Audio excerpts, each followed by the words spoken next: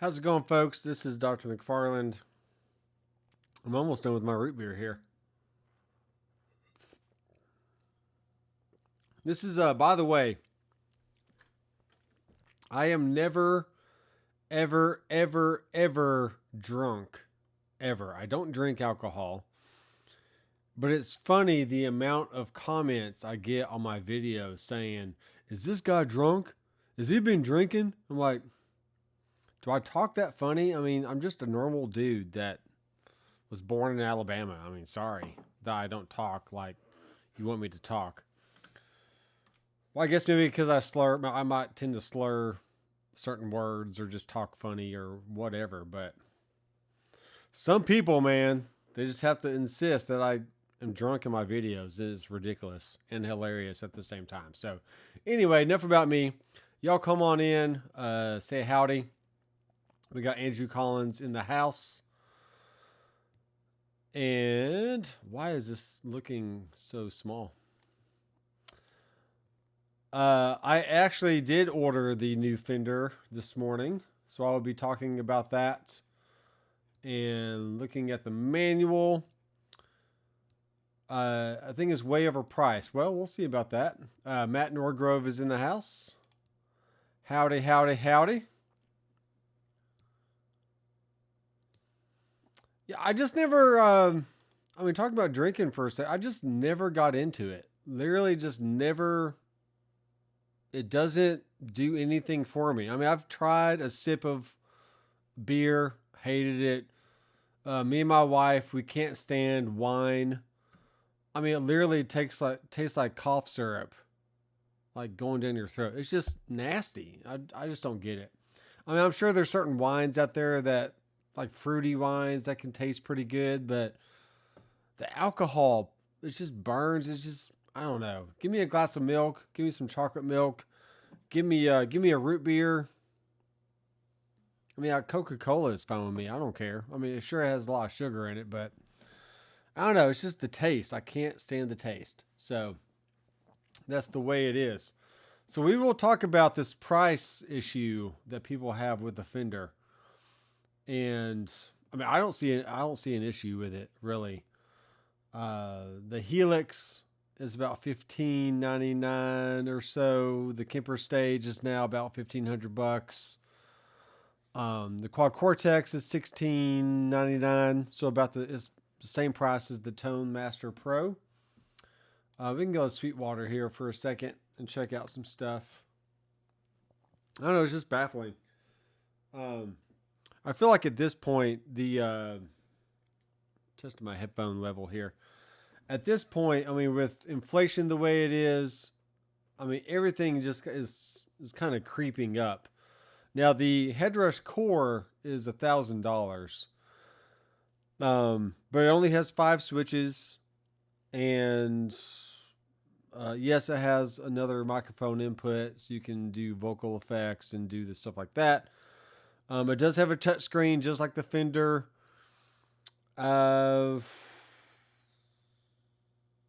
Maybe in some of the layouts is not as it's not as flexible. The Fender does have a editor, a desktop editor, right out of the gate, which Headrush people have been screaming for years, and it's just, I don't think it's ever going to happen. Because Headrush is like, well, you have a touchscreen. Why do you need an editor for? And it's like, well, people just want an editor. So, but the Quad Cortex is about to have an editor, so that's cool, I guess. If you like the Quad Cortex, I'm checking my my gain level here. Maybe bring up the high pass filter a little bit. Yeah. Anyway, I'm adjusting stuff here. What do I want to look at? Quad Cortex. Yeah, Quad Cortex is $16.99, so it's the same price. Though technically it says it was $18.49, so they dropped in price a little bit. Let me go over here so you can see that. I figured out a way to get me a cool little circle here, which is neat. Yeah, so we got $16.99. Okay, that's cool. I'm agreeing with Matt's comment here. Hitters, yeah. So in the last year, I feel like it was about August, September, I started trying out all the different modelers. So I got the full size Helix floor. I got a Fractal AX8 because I didn't want to go full fledged into like Axe-FX 3 or FM9 or whatever just yet. I kind of want to try out a Fractal just to kind of see what the amp sounded like and the effects options and some of the limitations and pros and cons. I did get a Kemper stage. Got an FM9 eventually.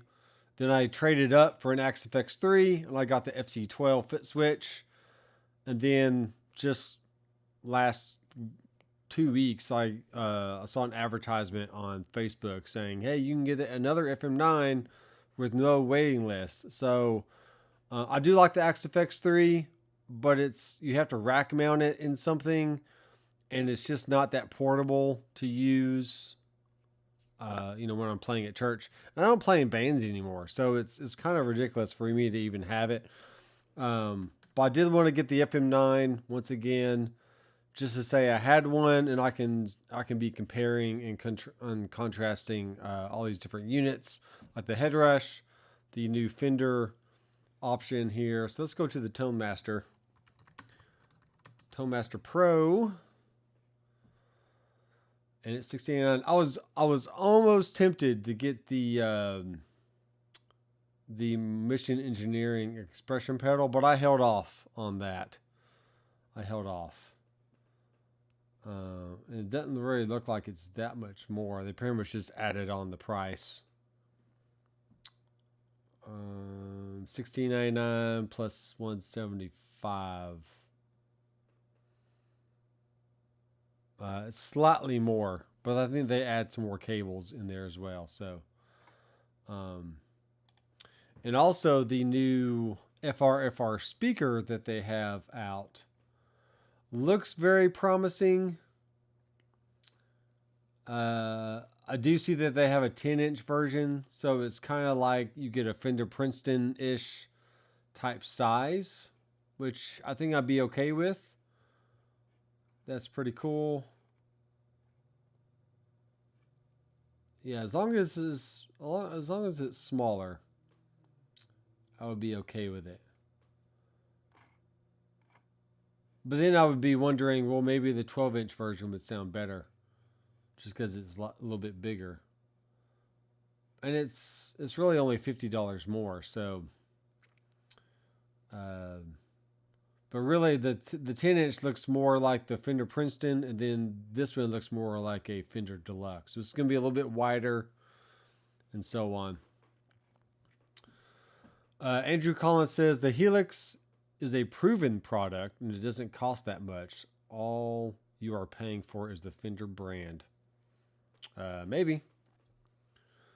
Maybe so. But the Helix does not have a touchscreen.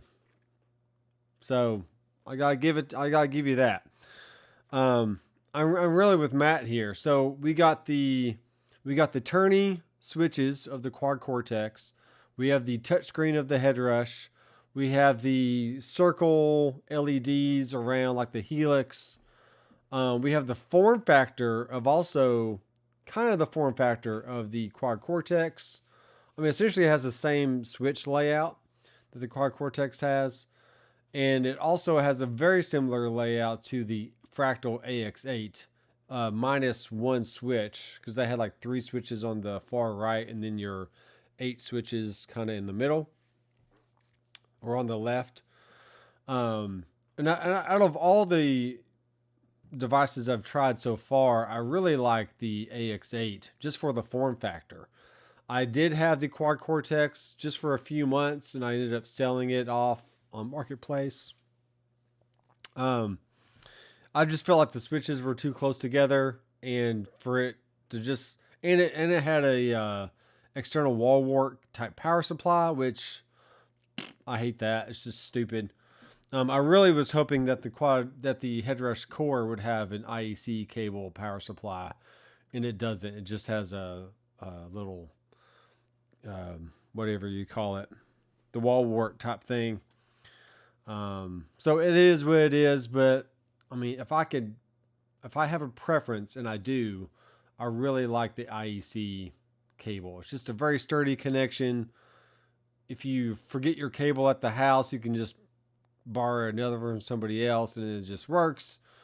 Um, these janky little flimsy things just sticking out, I just don't like it. Now, it's not to say I don't like the headrest core. I do like the headrest core. It is a smaller size.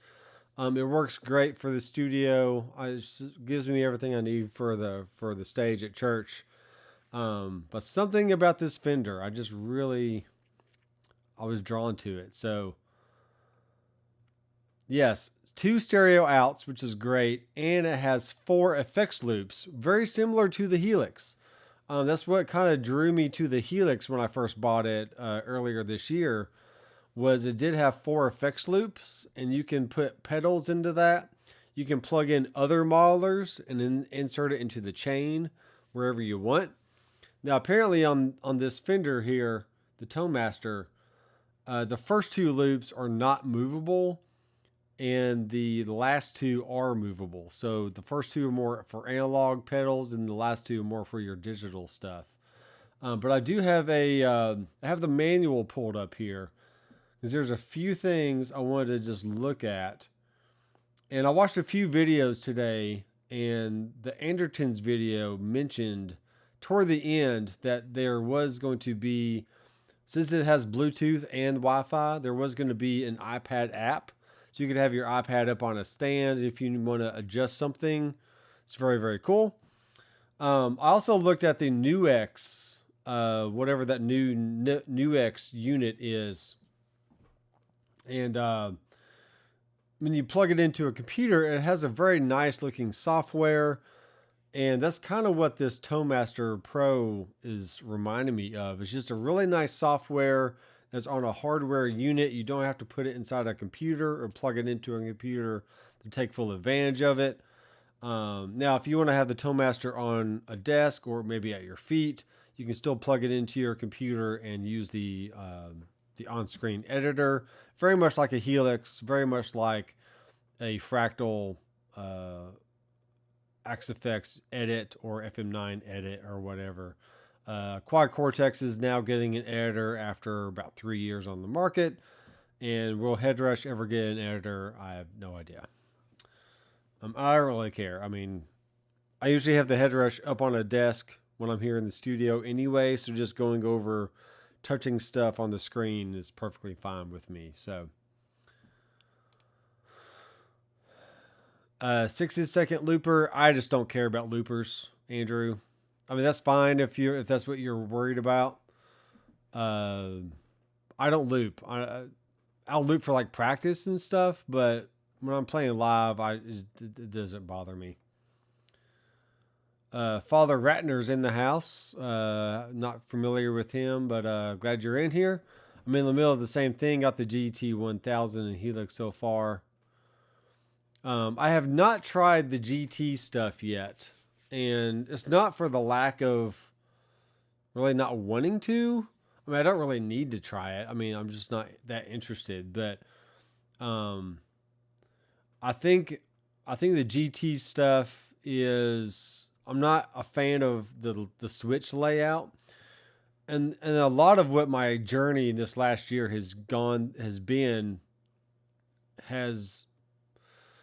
my journey has been this.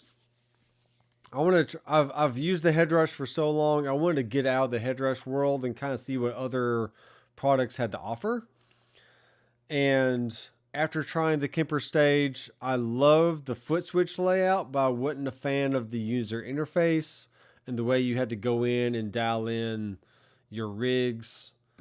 I wasn't a fan of that. I mean, I could do it. It's not horrible, but I just wasn't a fan. Obviously the Headrush is very, very easy because it's a touch screen.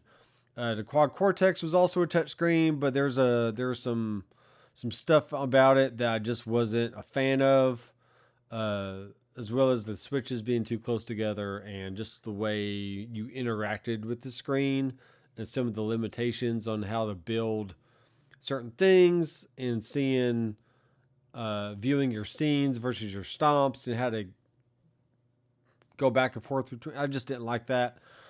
So far, the fractal units have been amazing. The UI is it's not hard, but it takes longer to really learn how everything works. Like what button you push to do this, going over to select certain blocks on the little screen. And this is not using the editor, by the way. It's just using the actual user interface on the unit itself. I've learned to get around it and kind of dial in sounds pretty quick on the fractal, but it's still not ideal. I mean, if you could take the tones of the fractal and put them in a head rush or even this Fender Tone Master Pro, I think that'd be the best option possible.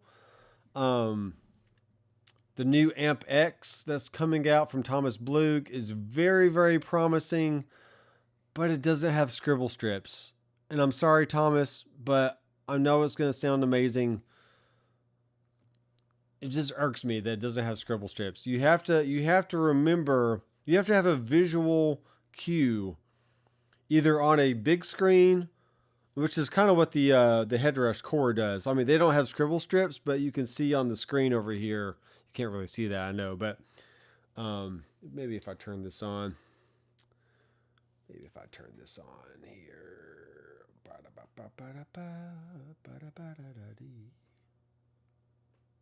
Something like that. Let's see if I can pull this in. Let's go back. Yeah. So we got 5 switches here with no scribble strips, but you do see what those switches represent here on the screen. So that is a good way to go around it. But Thomas doesn't have that. He doesn't have a big screen. He has like a little bitty screen that you're trying to visualize what all this stuff is. And it has 6 switches on it. But once you get past the first bank, how the crap are you going to remember where all your stuff is? I just don't see it happening. So I really wish it had a better user interface with the natural analog amp tones with a real tube in there and all that stuff. So Matt Norgrove says, love that the foot switches are encoders. Yes, I like that as well. I wish Gibson had made this. Yes, I'm a fanboy. Just don't know if I can buy a Fender. Yeah, well, Gibson had their chance, maybe. Well, they didn't really have their chance. I mean, Gibson's really not known for making amplifiers, even though they've made amplifiers in the past. But Fender, I mean, they've been doing modeling for the better part of 20 years with their Cyber Twin amps back in the day. And now with their Tone Master amplifiers, it is essentially a model of an amp within an amp chassis. It's not, I mean, there's Class D power stuff going on in there to make it, powerful and stuff, but essentially is a model. So they're basically just taking what they've been doing the last 20, 30 years and now finally coming into this modern guitar realm that we are in now, and just kind of trying to keep up with the rest of them. You got to keep up with Fractal, Kemper, Quad Cortex, Headrush, Helix. There's Boss out there. There's the New X stuff. There's Ampero. I mean, there's just so many options on the market. It really comes down to price and form factor and how easy is it to use. So, the reviews make it look better than I anticipated. I was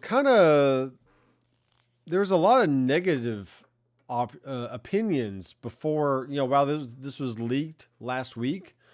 anything from the Scarlacci guy to John Nathan Cordy. I'm Nathan as well, by the way, though I don't play as good as John JNC. Yeah, I mean, they had mixed reviews on, do we even need another modeler? Is it priced way too high?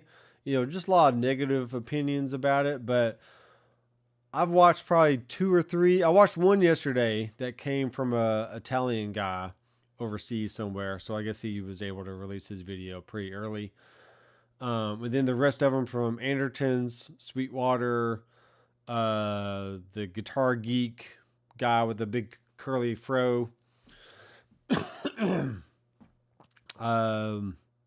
Somebody else that I watched. I don't remember. Anyway, I watched 3 or 4 videos today. And, Leon Todd. I watched the Leon Todd video the first thing this morning, driving into work.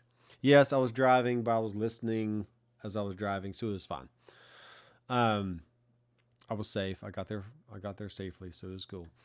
Don't drink and drive though. That's bad. But you can drink root beer while you drive. It's perfectly valid thing to do. All right. So, where was I going with that? Yeah. So after watching a few reviews today, I was like, okay, let me call my Sweetwater rep, put in the order. He actually cut me a pretty good deal. So if you want a good deal on the new stuff, call your Sweetwater rep and say, hey, what can you give me out the door? And usually they can take off like 10% or something, which he did. And I was thankful for that. So instead of $16.99 plus tax, which would have made it more like $18.50, closer to $1900, it was like $16.29 out the door, free shipping. So it should be here on Thursday. And I'll look forward to comparing this to the Headrush, to the Fractal stuff, looking at the UI, get my hands on it, getting all dirty and grimy and getting in there and twisting knobs and touching screens and just dialing in some sweet tones. So I think it's going to be very cool. I did order one of the FR speakers though, so that's going to be interesting. Now this is why I'm not really jumping on ordering a speaker just yet. I have a Boss Katana that has a really good power amp in option, which means you're bypassing the preamp of the amp and you're just using it as a power amp and using it as a power amp and a cab. Now, what that does not give you is you have to bypass the cabinet on your modeler. Otherwise, you're sending a modeled cab through a real speaker cab. And I don't like the sound of the model and the real thing blending together. That doesn't make sense. So it's not an FR. Wow. I need more root beer. It's not an FR option, but it is a power amp and a cab option. So the only things you really need for a guitar rig is a preamp, a power amp, and a speaker. And those can either be analog or digital. You can mix and match however you want. So most people have the digital front end and then the analog back end, as in a power amp and a cab. But with FR, you're still dealing with a power amp and a cab, but it's able to receive a virtual cab much better than a real speaker could, because the real speaker is filtered. It cuts off around 100, it cuts off around 4 to 5K, which are with an FR speaker is a full range flat response. So it goes from 20 to 20. You're getting the little tweeter cone in there and the big speaker thing. And it's just made to recreate impulse responses and virtual cabs. So since I don't really care about looking cool on stage and just spending more money right now that I don't really need to, I'm going to hold off on the Fender cabs. Maybe I can go to a store sometime that has them in stock and maybe play through the 10-inch versus the 12-inch. Pick them up, see how heavy see how heavy they are. Well, I can't talk. I'm not drunk though. I promise I'm not drunk.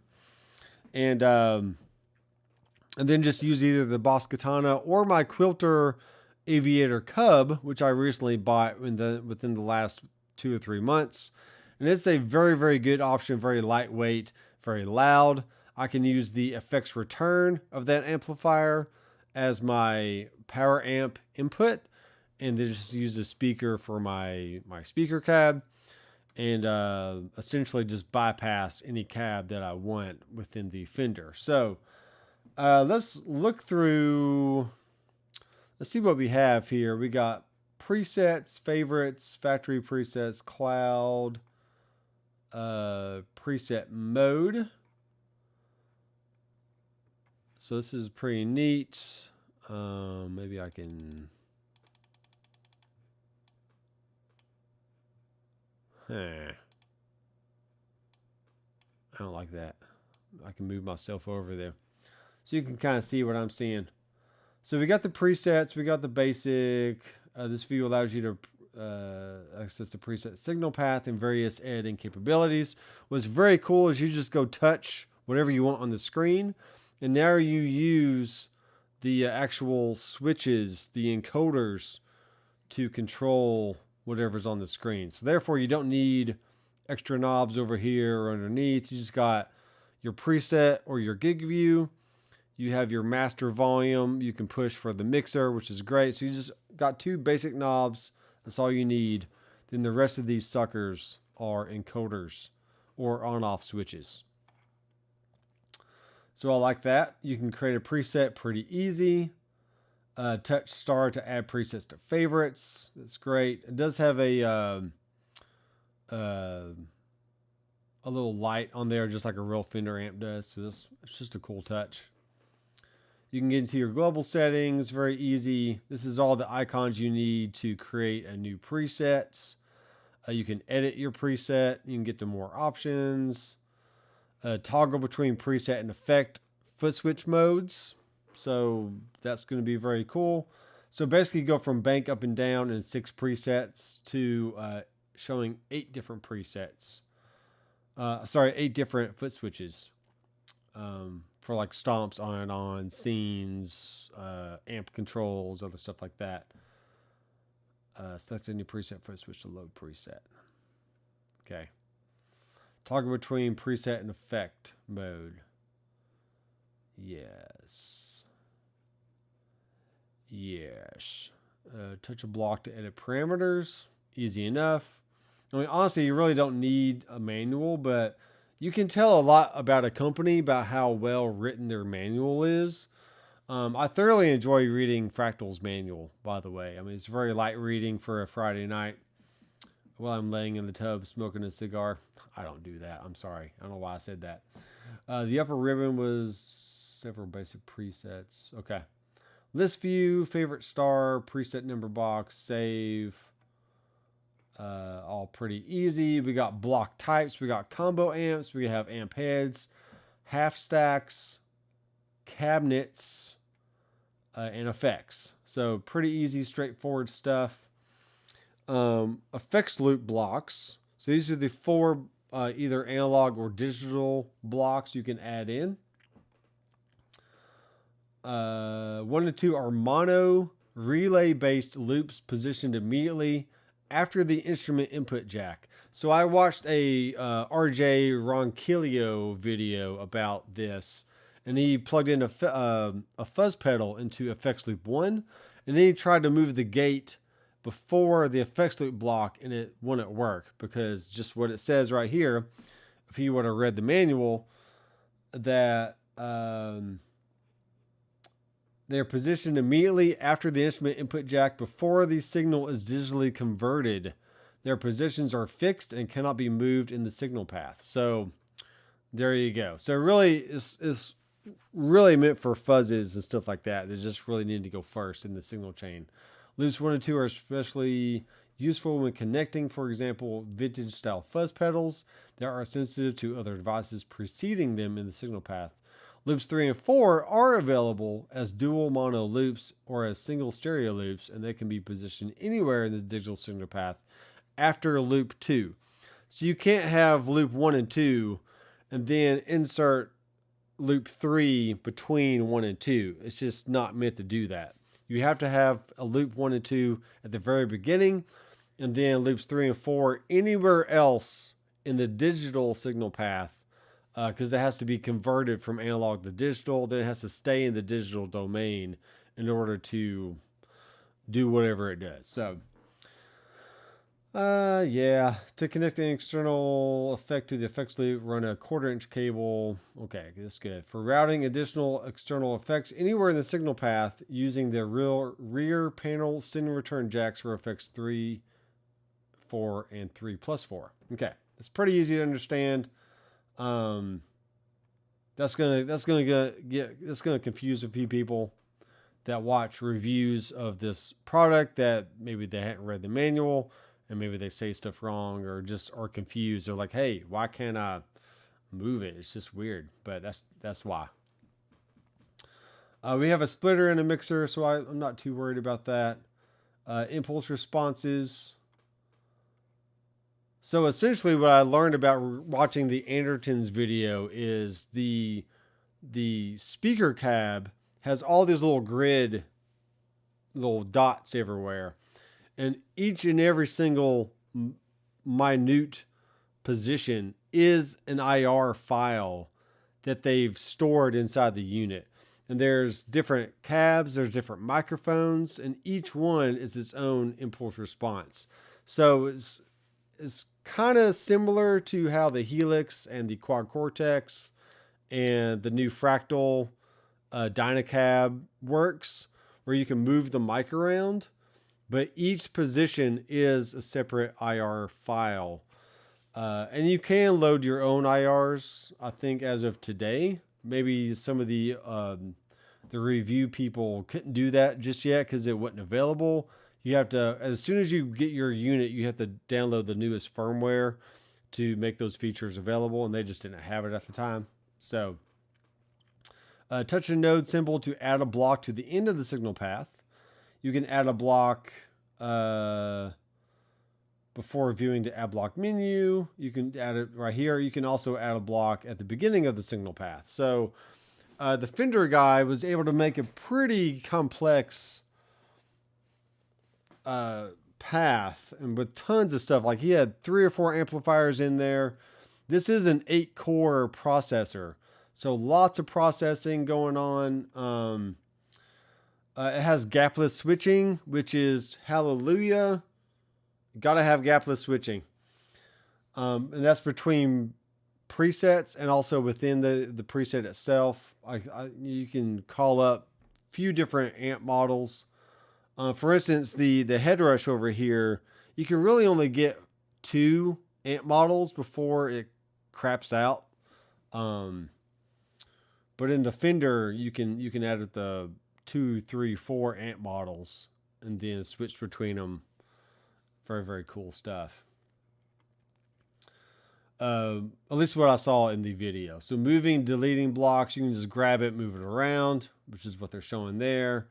To delete it, just grab it or touch it and then slide it down. Very similar to what you do on the headrush. You can edit block parameters. So you can go right in, touch an amp, start using the encoder knobs on the switches to do all that stuff, which is cool. We can either replace a block, so you don't have to delete a block first to make a new one. You can just either replace it and then go choose any other block type you want, whether that's amp, cab, modulation, reverb, delay, stuff like that. See what other comments we have here real fast.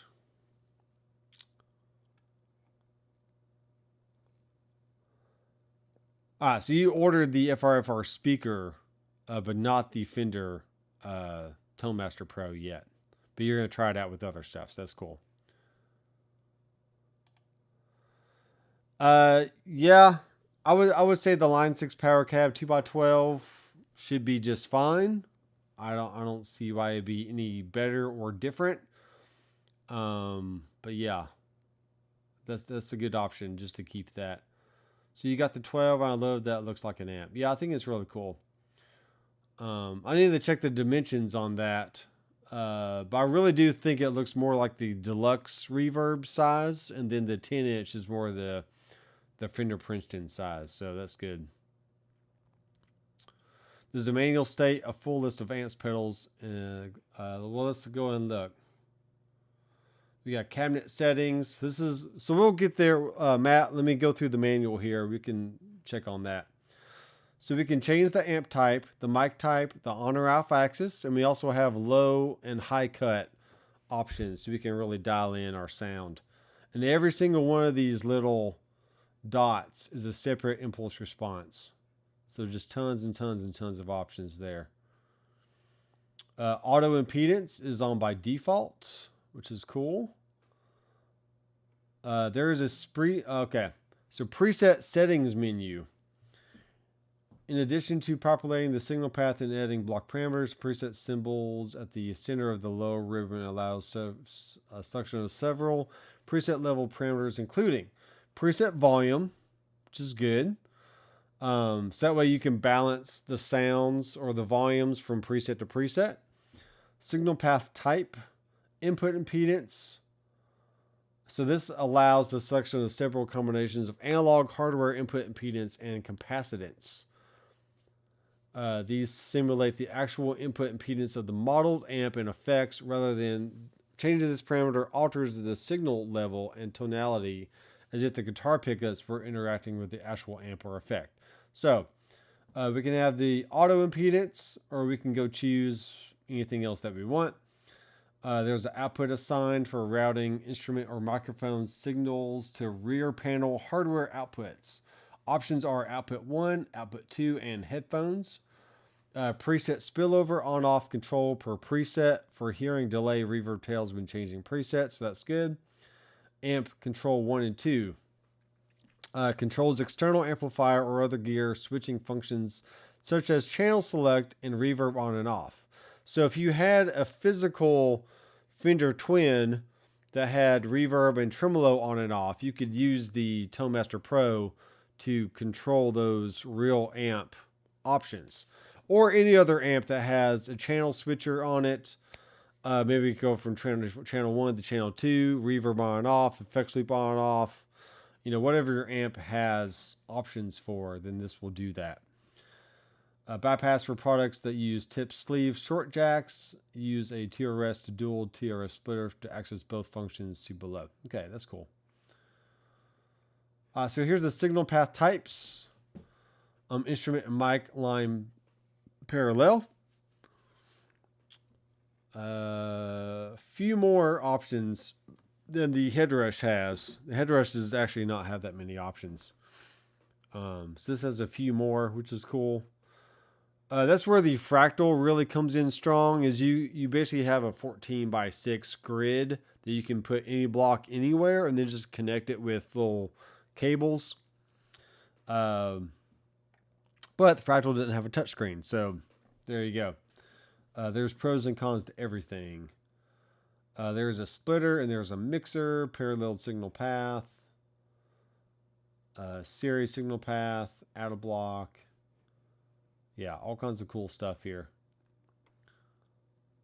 Output assign on the upper path, the lower path.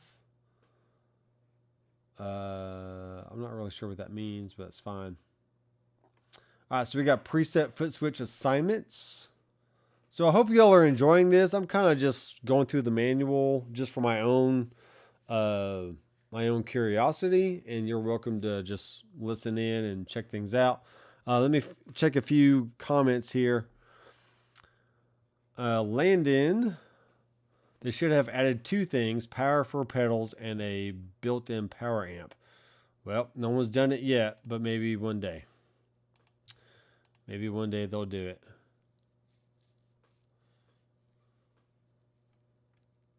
You could use a one spot for something like that, just to power some pedals. That'd be fine. Darren West is in the house. Hello, Darren. I mean, FM3 user, I watched a heap of videos on the Tone Master. It looks great. Are you going to get one? I have ordered one as of this morning, and it should come in the mail on Thursday. So I will be checking that out. And I will be reviewing it on the channel and comparing it to the Headrush and the Fractal units. Which is all I really have now. I had the Kemper and I sold that a few months ago. I had the Quad Cortex. I sold that at the beginning of the year. I had a Helix. I also sold that probably back in February or March. And yeah, that's pretty much it. So lots of money being thrown around this year. Just trying things out. Okay, his comment got quadrupled. Which is fine. Everything looks good, but the sound doesn't seem good on any channel I've watched. You gotta try it yourself, man. I was not negative or positive about the sound that I was hearing. Pretty much all the videos sounded just fine to me. But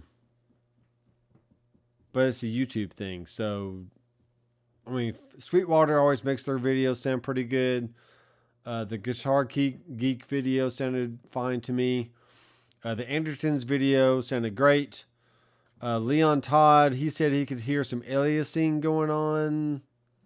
Okay, I'll give him the benefit of the doubt.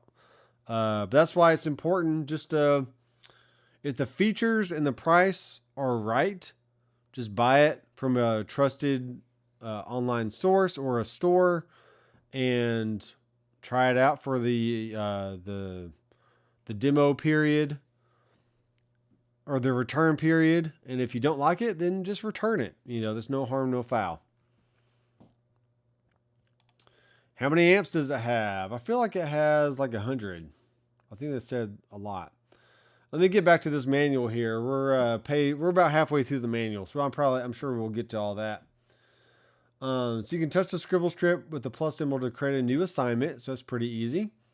Touch scribble strip to edit assignment, and then touch foot switch to toggle between active and inactive states.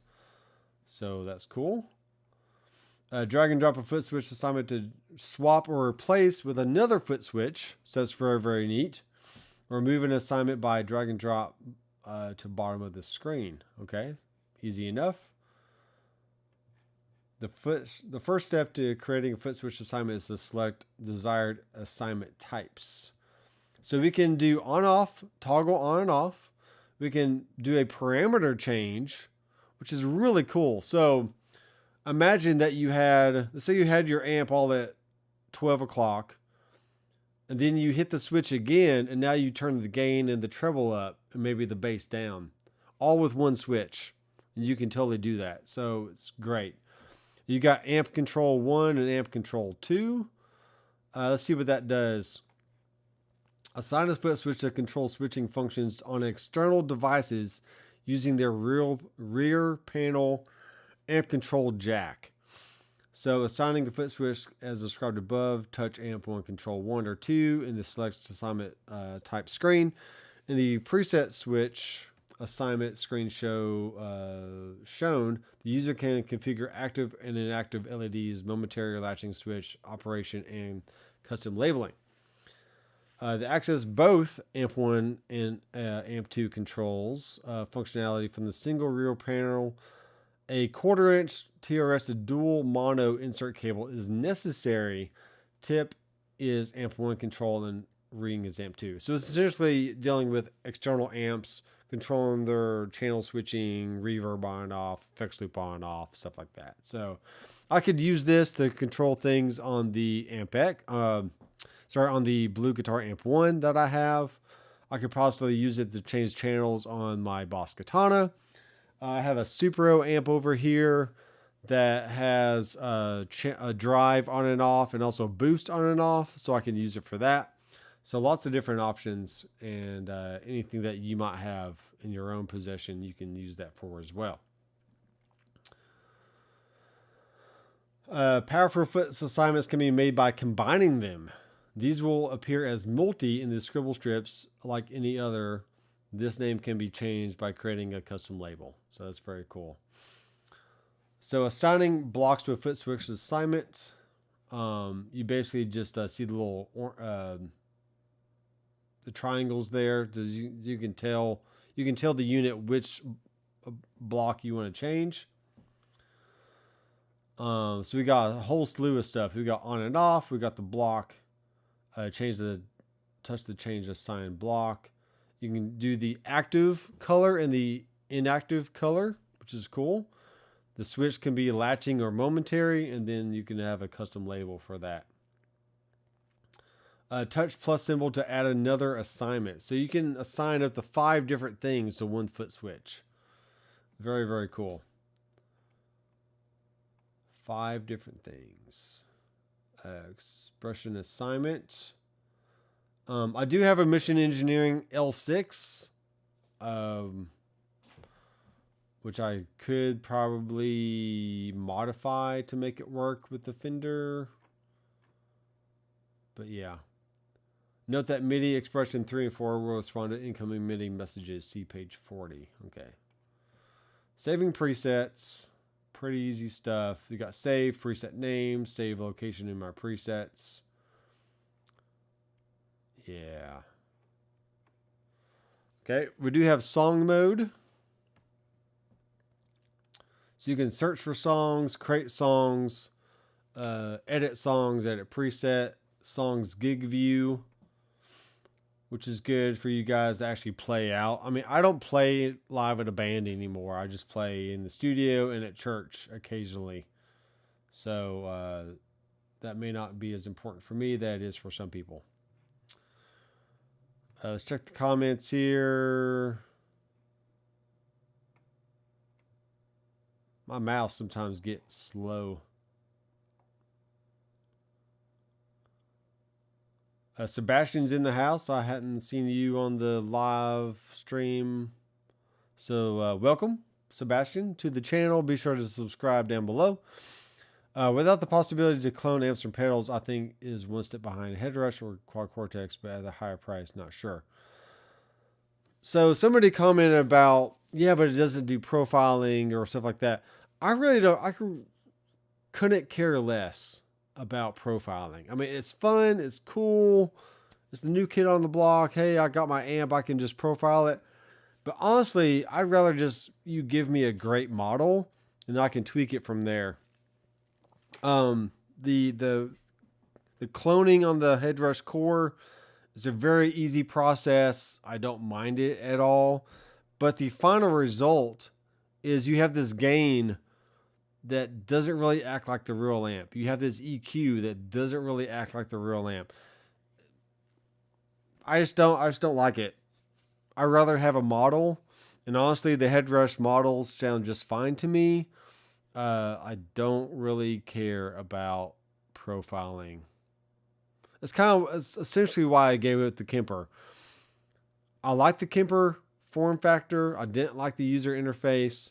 I was okay with the profiling, but you have amp A with a certain setting. Then you have amp B with a certain setting, amp C, amp D. Like, why do you have to keep profiling something with all the little iterations of like gain and treble? And I just don't like it. It's a waste of time for me. I'd rather just tweak models. So if you really care about amp cloning, fine. Get a Headrush, get a Quad Cortex, get a Kemper. But I just don't care. 100 amps is what I read. Yeah, that's what I heard on a video today about 100 amps. Let's see. We got a verse, we got a solo, intro, verse, chorus. That's cool. So you can essentially just name your song sections, which is really neat. All right, so looking here, we have previous song, next song. You can have our intro, which is cool. Song notes. Touch to create or edit song notes. Awesome. So maybe you can put in what key it's in, what tempo it's at, stuff like that. That's awesome. Navigating set list mode. Yeah, so you got your blue set list. You can create a set list. You can do more options. Turn navigation control to load previous or next song to foot switches. Push to enter set list gig view. Nice. All right, so you can't. I mean, these are. You are able to push with your foot on these switches. You're not going to break anything, as far as I know. So you can turn navigation control to load previous or next song to foot switches. Push to enter set list gig view. I mean, I guess you could bend over and do it, but I don't see why you couldn't do it with your foot. Should be able to do it with your foot. Creating and editing a set list. Okay, should be pretty easy enough. FS mode looper foot switch. Okay, so press to toggle between preset and effects modes. Press and hold for 2 seconds to access the looper. So you got one switch that essentially does 3 different options there. So you got your preset view, your foot switch view, and then you hold it, and that gets you into your looper. That's great. That's easy enough. All I need is just a way to start a little chord progression for me to jam over. I mean, that's really all I do. I would never expect to use this in a live situation. Just for jamming and practicing, stuff like that. Now that is one thing about the Headrush Prime and the Core that's really good. You can have a metronome playing. In the background, you can route it only to your headphones or your in-ears and not have it go to the front of the house. And Headrush is kind of known for like the looper board and having more options for live performers. But for me, just a basic looper is all I've ever needed. So that's perfectly fine. Tap tuner foot switch, very cool. You can also touch a parameter and just drag your finger up and down the side of the screen here. So that's very neat. We got the tuner. You can choose to mute it if you want. You can have an instrument or mic in line. Pitch offsets.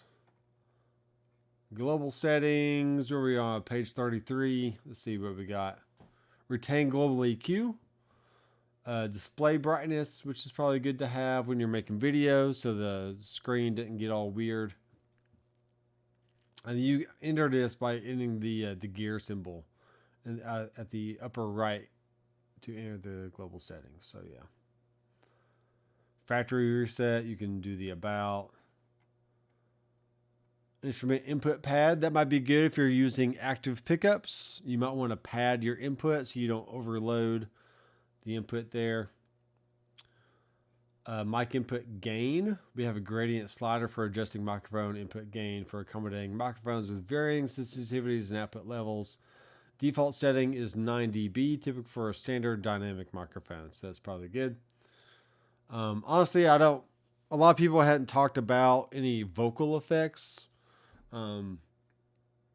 Especially in comparison to the Headrush Prime and the Core, as these devices do come with auto-tune and all the vocal harmonies and reverbs and stuff like that. Outputs, you can select these for instrument or line level. A lot of people I get a lot of questions on my YouTube channels about, hey, if I'm going into an amplifier, do I need to be line level or amp level? It's like, well, you're really not going to hurt an amp if you send a line level signal. It will be louder, but it'll just be louder. I mean, so if you're going to an amp, put it on the amp setting. If you're going to a FR speaker or some kind of line input device, then set your device to line. Simple enough. That should be pretty straightforward, but you would think. Output 1, select stereo or mono operation for output 1 jacks. Okay, very cool. USB, I don't ever record. I would never use the headrush for recording. I like using a separate audio interface so I can plug in a microphone. I can plug in. You can control the volume of your DAW easier. In my experience, recording with actual guitar devices have not been all that great. But I mean, you can totally do it if you want. Darren says the Marshall sounded flat, the EVH and the Fender amp sounded great. The reverse needed the lows taken out, alto boomy. Yeah, sure. Just all stuff that can be tweaked. And Aaron Short is being facetious and sarcastic. He's definitely saying the QC, folks. Write it down. Mark it down right now. The QC is out. The Tonemaster Pro is the clear and official winner above all modelers. Hey, Matt. Thanks for coming in. And we'll see you next time, okay? I'm kind of with you on the 35 profiles of an amp. I'm a Kemper user, but the liquid profiling will help out. Yeah, possibly. It might help out. Now, the Kemper, let me go back to the Kemper. The Kemper actually had very good, they had definition, they had cut, they had, they had definition and clarity. They had a lot of very usable ways to dial in the amps once you did profile them. The QC is pretty good, but still wasn't realistic like a real amp.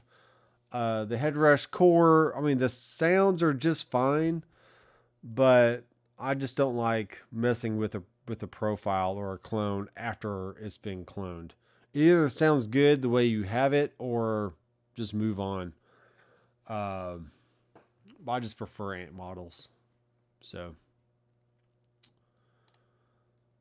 we are living in a time where musicians are not musicians; they are professional gear buyers and posting tones. Yes. This is so true. Well,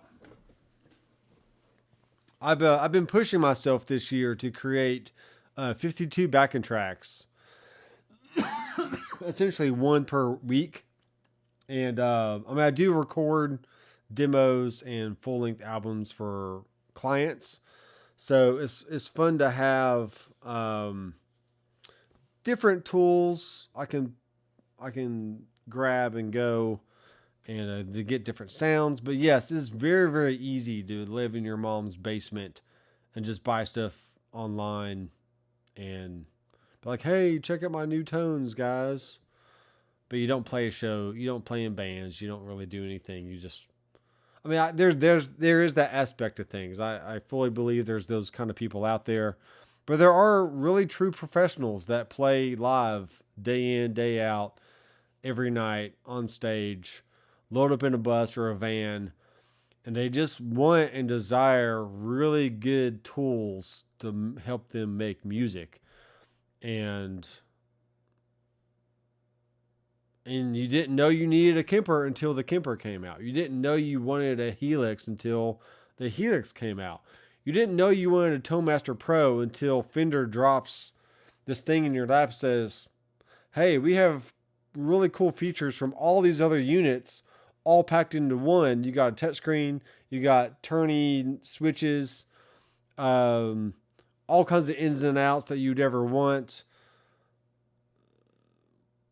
Like, buy it. Like, it's great. You know, what else would you want? So we do live in a time where it's, I mean, even in the last 10, 15 years, it's been a great time for guitar players, just because we've gotten tools that make our lives easier, makes it more fun to create music, create tones without having to haul around big amplifiers and heavy cabs and big pedal boards with all the Strymon stuff.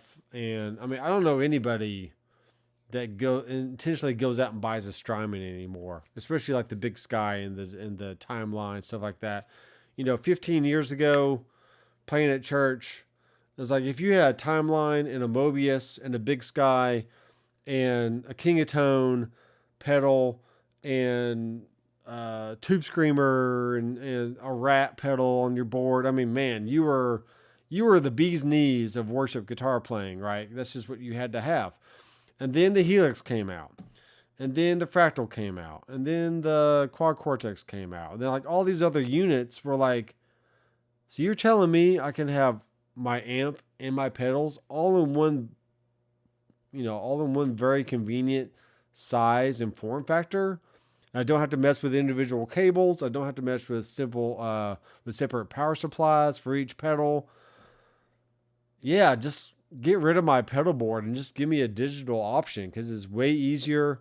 Just walk into the venue, plug and play, and you sound the same every single night because your settings and your knobs don't keep turning on your pedal board. So it's just, that's the way I've definitely gone. I went from owning 35 different amps over the years and all kinds of pedals to just give me a headrush, just give me a Helix, give me a Kemper, or give me a Quad Cortex, or just any other digital option.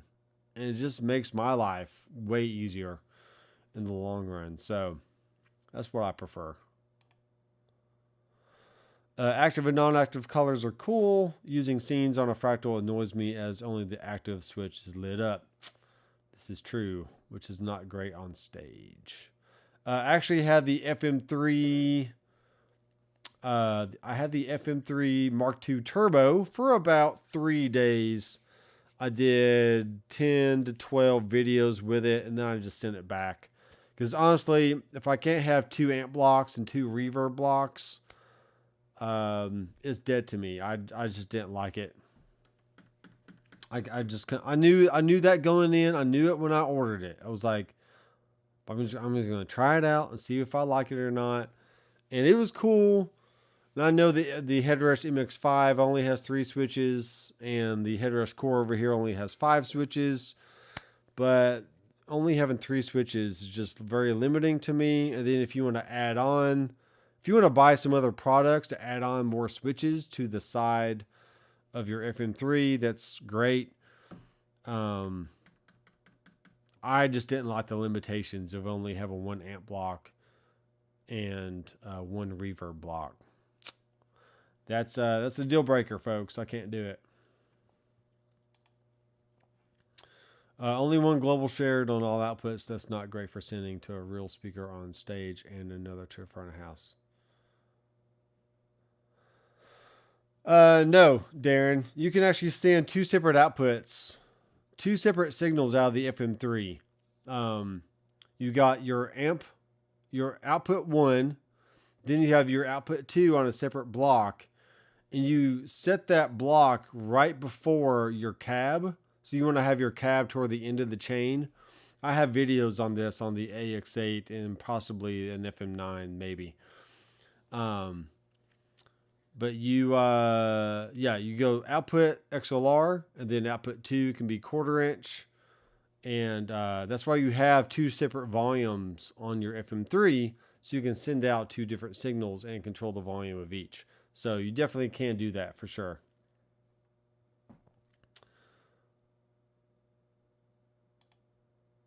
Sheldon Sheladelic.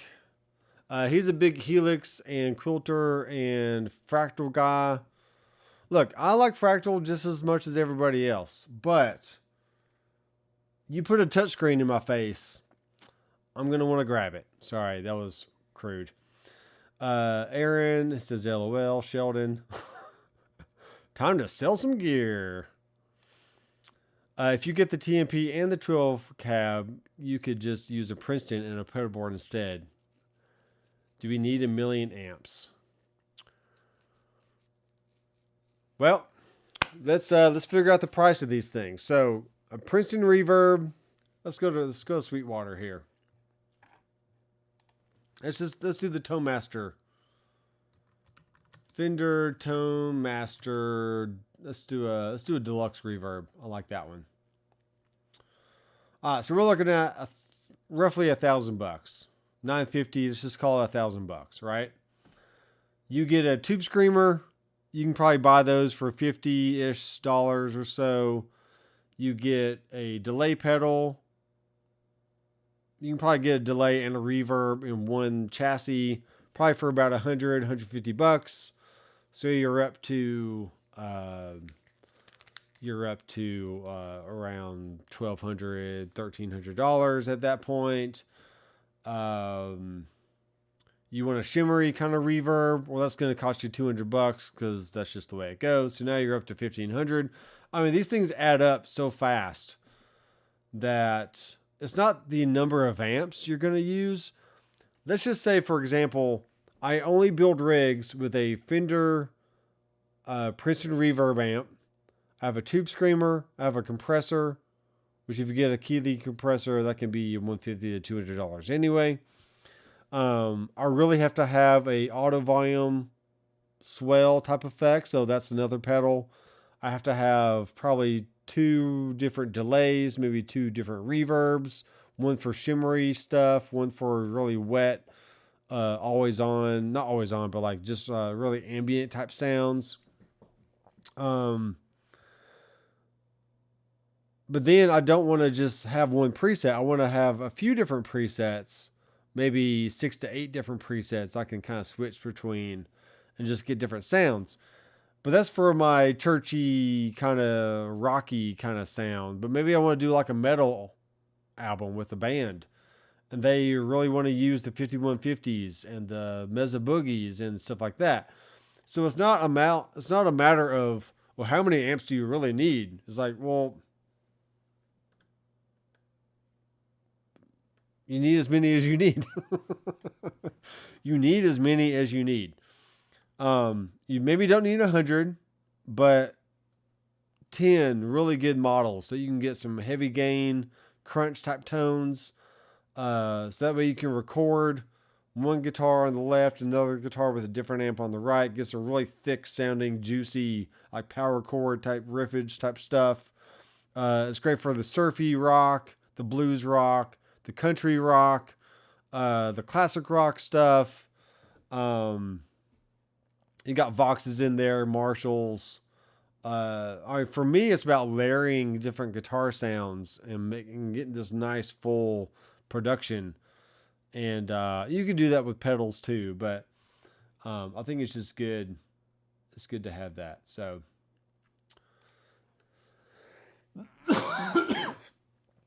let's see.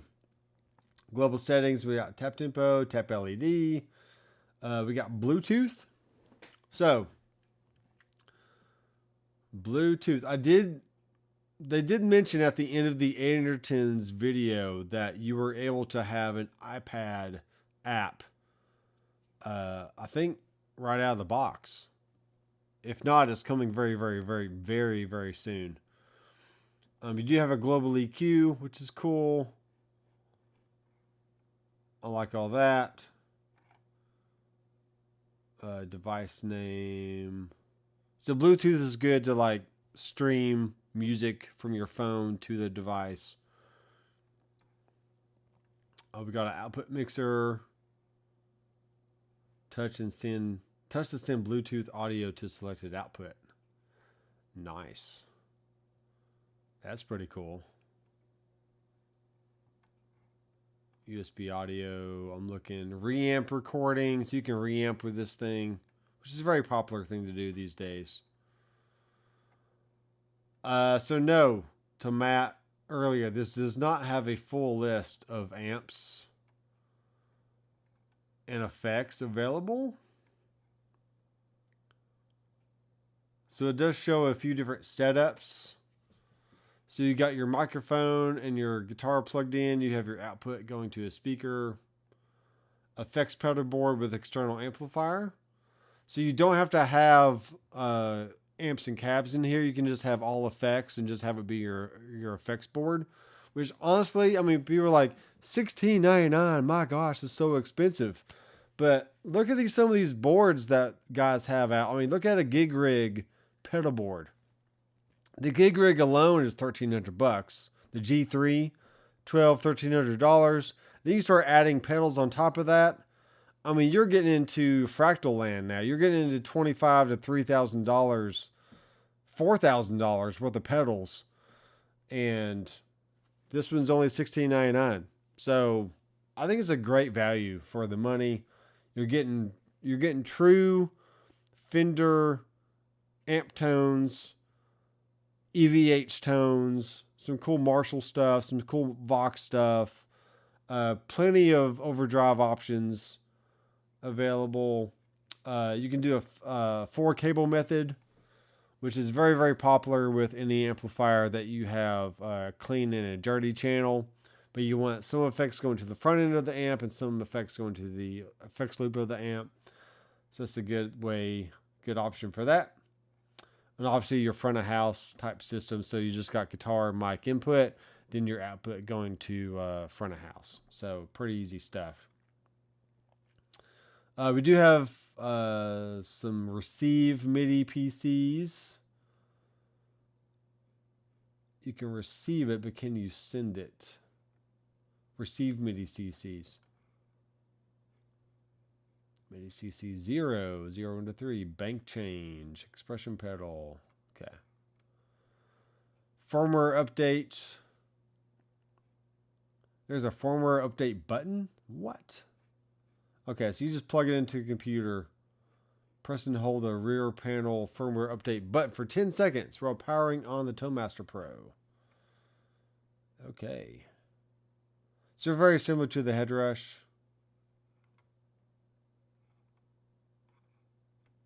Okay, there's not a list of amps and effects in here. But let's see what else we got. ToneMaster Pro Model Guide. I bet you it's in here. This has 72 pages. Great. So much stuff. All right, we got amplifiers. We got combo amps. We got the Fender Bassman. Woo, good stuff. Bluetooth is great.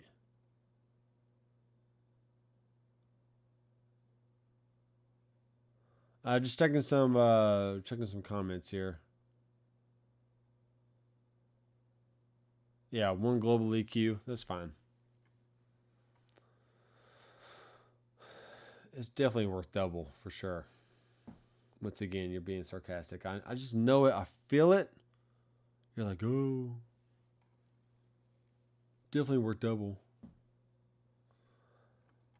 Yeah. So Fender Bassman, Princeton Reverb. Love it. Love it, love it, love it.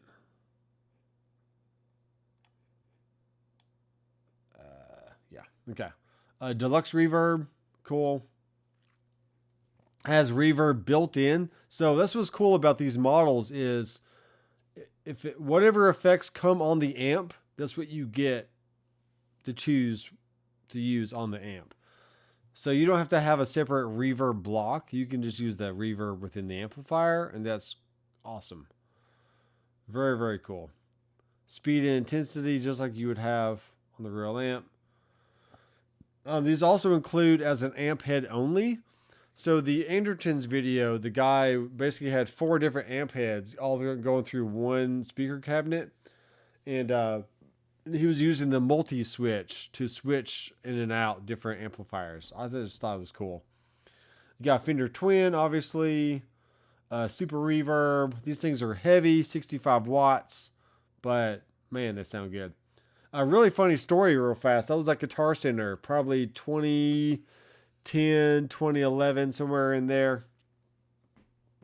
It might have been earlier than that. Maybe it might have been 2006. I don't know. It was probably before I got married. Though getting married definitely didn't stop me from buying gear, so whatever. But I was at Guitar Center, played through a Super Reverb. I was like, oh, it sounds so dreamy. Man, it's amazing. No joke. I literally got it from the chair, set the guitar down, picked it up to start carrying it to the checkout counter. And I was like, nope, can't do it. This thing is heavy, man. I can't do it. It is the QC killer. Yeah, man. Why not? Why not? Vibra King, great amp. Blues Junior, super cool amps. Now these tend to sound a little boxy, and there's tons of people that mod these amps to make them sound better or different. But it's a good little amp. We got a bass breaker, very cool. Somebody said there wasn't any bass models in here, but you can technically use a bass breaker, maybe. Supercharged tone from the popular modern Bass Breaker 15 model, which takes Fender's classic bassman sound and breaks the mold with specially voiced tonal flavors. Oh, I see. Okay. Presented in 3 versions. You could probably technically use it as a bass amp, maybe. The UK 30 normal. So now anything that's not Fender owned, they have to change the name to protect the innocent. How long have we been going? About an hour and 17 minutes. Okay, cool. Y'all keep asking questions. Be sure to subscribe down below. Click the bell. Give it a thumbs up if you like the video.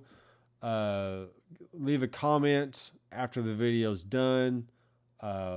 Any affiliate links that I add on any of my videos, and also this one. If you want to buy something from Sweetwater, like a Fender Tone Master Pro, then go ahead, use my link. Any support would help, because I got to pay off all this gear somehow. UK 30, brilliant. So we got some Vox options, JC Clean, which is very cool. So this is a fun little amp. Another fun story, I bought the 40-watt version of this at a Guitar Center. Took it to the studio, or actually the garage where I was recording a band that day. Had band practice with it. Sounded great. Took it to the show that night. Got it on stage. Had a sound check.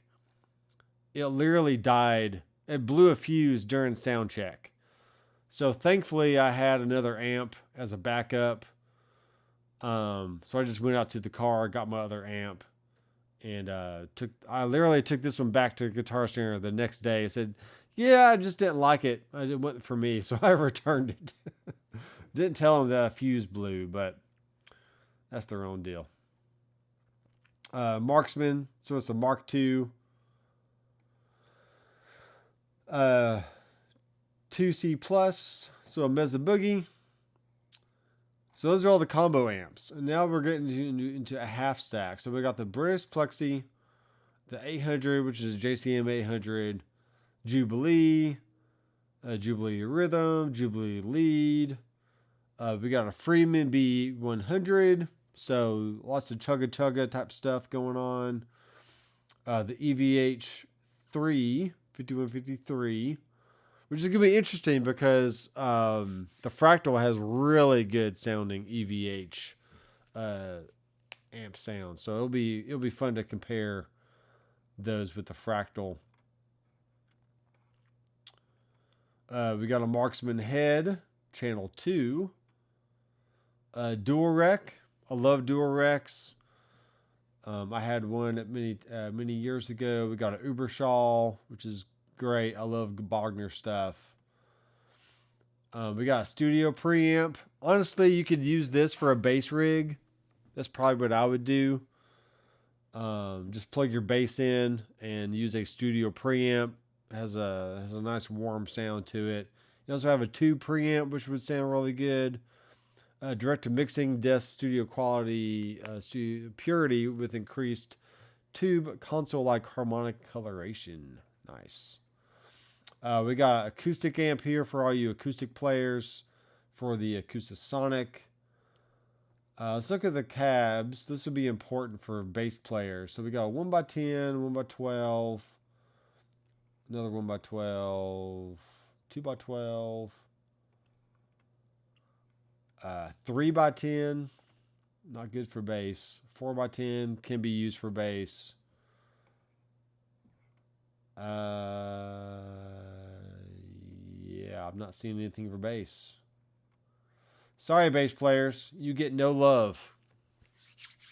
But honestly, like a 1x10 cab, it's probably fine for bass players. And really, just use a studio, like a preamp, not even have a cab. I mean, half the time I record bass up here in the studio, I just plug straight into a preamp and just record that way. I don't have a cab at all, so I wouldn't let that be a hindrance for you buying this unit just because it didn't have official like Ampeg and 8x10 cabs and 1x15 cabs, stuff like that. I don't think it's that big of a deal. I know bass players are all about their tone and stuff, but it's not that big of a deal. Check the comments. We got DC in the house.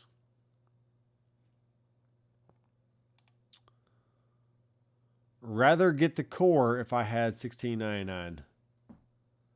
Yeah, sure. Yeah, if you wanna save a little dough and go with the head rush, that's perfectly fine. I mean, I look at it like this: $16.99. Though I did get a discount from Sweetwater, so it was technically $16.29 out the door without having to pay extra tax. Well, he made it like 14 something, and then he added the tax back on. It made it $16.29, so I was fine with that. Because after tax at $16.99, it would have been more in the $1,800 range, and that's a little bit more than I wanted to spend. But $1,600 for this is great. And who knows, maybe after a year, people start putting them on the used market. You can probably get them for 14, 15, maybe all the way down to 1,300, possibly, just depending on how much they go for in the used market. So it would be smart to wait if you don't quite have the dough right now, but you kind of want to see how this thing goes. But I'm a YouTuber, or I'm not a full-time YouTuber, but I do make videos, and I think it's fun to just compare different units. So we got a Blues Breaker pedal, which is the Blues Maker. Royal Tone, which is the Prince of Tone pedal, or a King of Tone kind of thing. Enchanter. Okay, so this is by the this is essentially the Timmy, the Paul Cochran Timmy. I love that thing. Yeah, it's great. It's gonna be so cool. Yeah, it's gonna be so cool. Green Box, which is a Tube Screamer. You can't go wrong with that. We got a Mythic Drive. Sorry, Mythos pedals. I don't need your pedals because I have the virtual version right here. Nashville Overdrive, which is the ODR. So cool. I recently sold 4 Wampler pedals, like the mini pedals. I just didn't need them. It's like, why do I have physical pedals when I have everything I need in a Mahler? Honestly, it just makes no sense. I still have my HX effects, and I put it somewhere. I have my HX effects with a Wampler Pantheon, dual Pantheon drive, and another Tube Screamer kind of pedal. It's a cool pedal board. It's great. But honestly, after buying this, I'm probably just going to sell all that off. Which I've been trying to sell the dual Pantheon for a while, and no one's buying it. So, whatevs. But I'll easily sell off the HX effects and just use this. Just use the Tone Master. It'd be great. I do like the BK Butler Tube Overdrive. It's just a great sounding pedal. And honestly, if you had a good Fender amp and this pedal, maybe with also a Tube Screamer, you really have all the dirt you need for blues and rock and country and stuff like that. You don't need all the high gain amps. Just you can if you want to use high gain amps, but a good clean amp with a few dirt pedals, I mean, gosh, you can do so much with that. Do a whole lot with that. Here's a DS1 from Boss.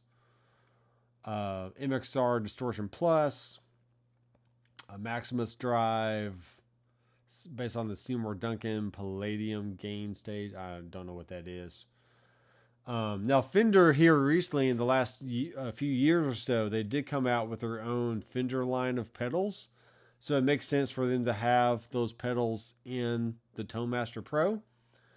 And from what I've heard and seen, I mean, they sound great. They sound really good. I never wanted to buy them because I have digital options. Why do I need physical pedals? It just doesn't make sense. Of course, you have to have a rat, Proco rat, the rodent, the green Russian fuzz, the fuzz pie, the bighorn fuzz. Got the fuzz face, the round fuzz was the fuzz face pedal. And this is the germanium and the silicon version of Very Fuzz, based on the Seymour Duncan Tweak Fuzz. So that's a cool. Seymour Duncan actually makes really cool pedals. That back when I bought tons of pedals, I had their tremolo pedal, and that's really all I have from Seymour Duncan. But I was always interested in researching their other pedals. I just never got into them. Too much money. You can throw money at pedals all day. It's crazy. That's what I'm saying. These guys with huge pedal boards, they easily got $3,000 to $4,000 worth of stuff on their pedal board. It's just nuts. So really, when you look at digital options like the QC, Fractal, Fender, Tone Pro, Headrush, Helix, it just makes way more sense to invest in a digital mauler versus real pedals. If you're wanting to save money and have lots of options. Just the way I look at it. Octobot. So you got an Octobot fuzz, which is cool. So now we get into the modulation stuff. So tube bias tremolo. Great. That's going to be great. Harmonic tremolo. Very cool option. Optical tremolo. And then you got the Boss tremolo. Tap division. Okay, so you can tap tempo it. Cool. JC chorus. So you got the chorus effect from the JC 120 amplifier. JC vibrato. So another effect shared by the amp. You got a vibratone. Doppler effect sound. Cool. That's going to be really cool. Universe vibe. This is the Univibe. Got a rotary speaker, fast and slow. And with your foot switch assignments, you can assign that fast and slow to a switch. So you can just have it on and off. So you hit it, it ramps up really fast. You hit it again, it ramps down really slow. Very cool. Another rotary speaker. You got a mono flanger. You got stereo flanger. Who was I watching? RJ Ronquillo. He did the flanger, but it was set to momentary instead of latch. So you can play your Van Halen riff and then just put your foot on the switch, turn it on momentarily, then turn it back off. And very easy. Electric Mistress. Yeah. Wow. That pedal. I did love that pedal. There's the intro of one of the Feedback Revival songs. Let me actually find it real fast. This is the band that I was in.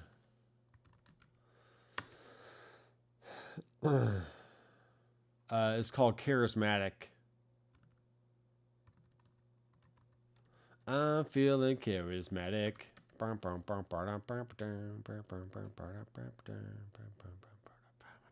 right, here we go. Check this out.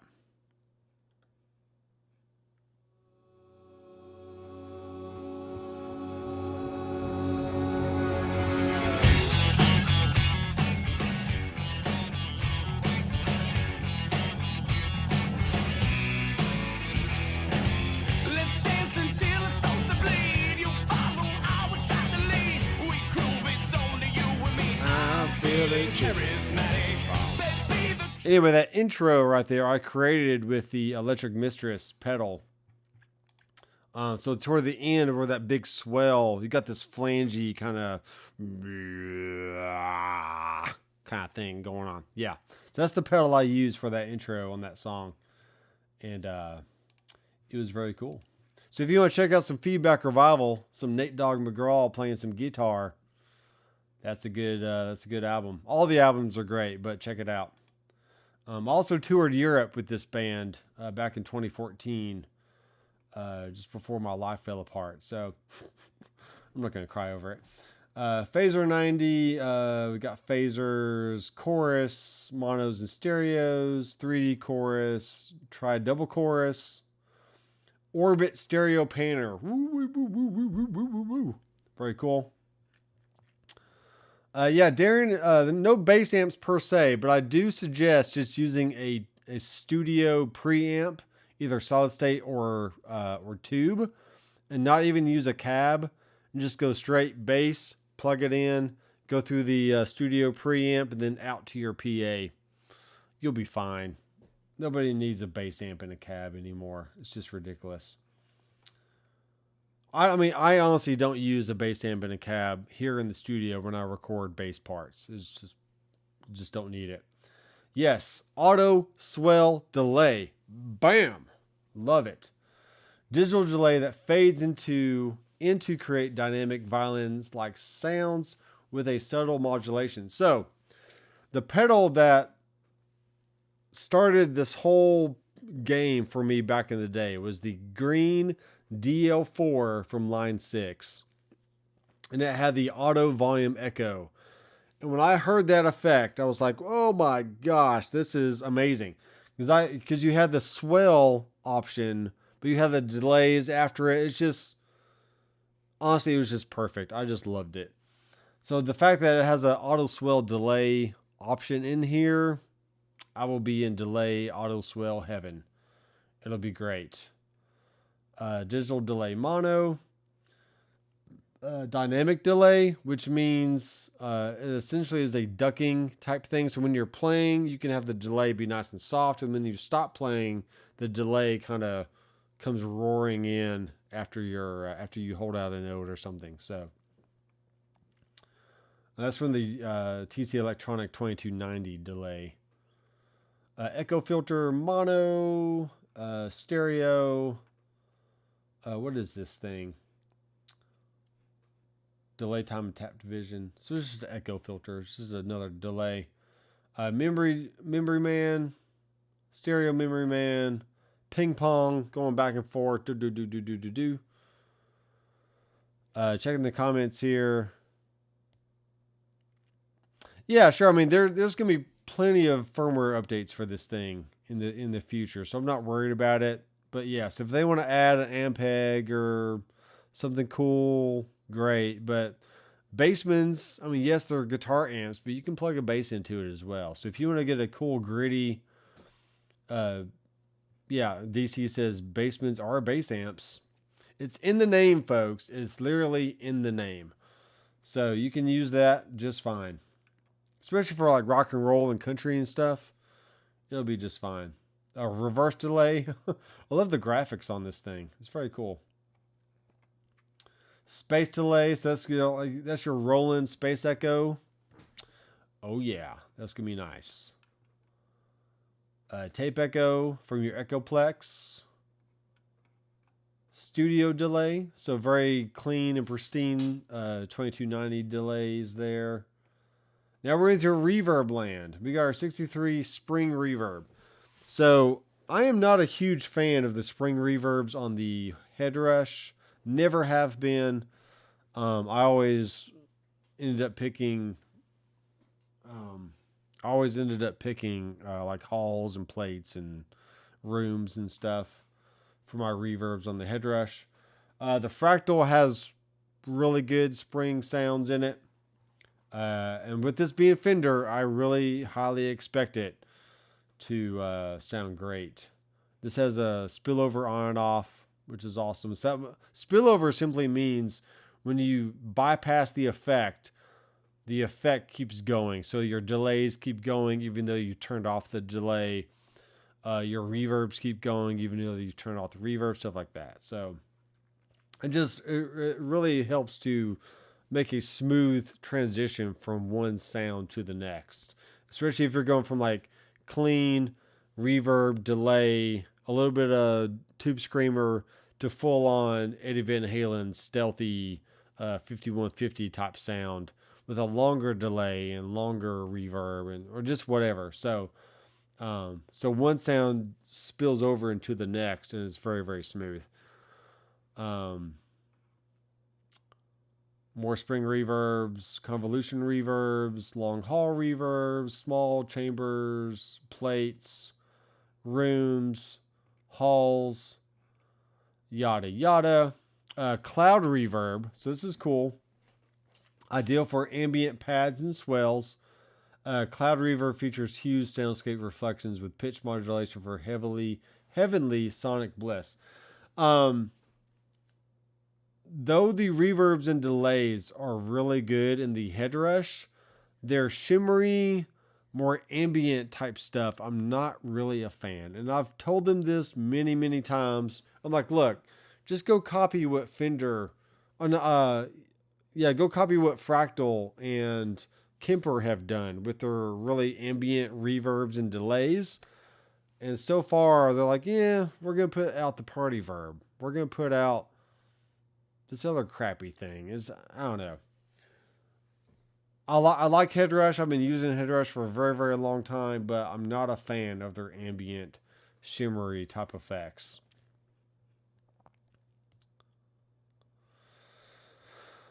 Overpriced. I don't care. I think it's a good price. Celestial reverbs. I mean, I consider this to be a comparator to the Quad Cortex.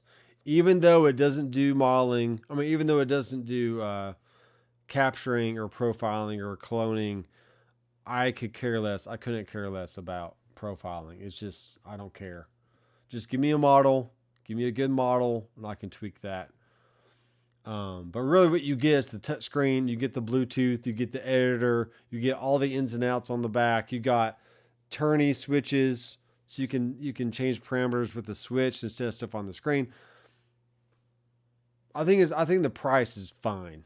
I think the price is just fine.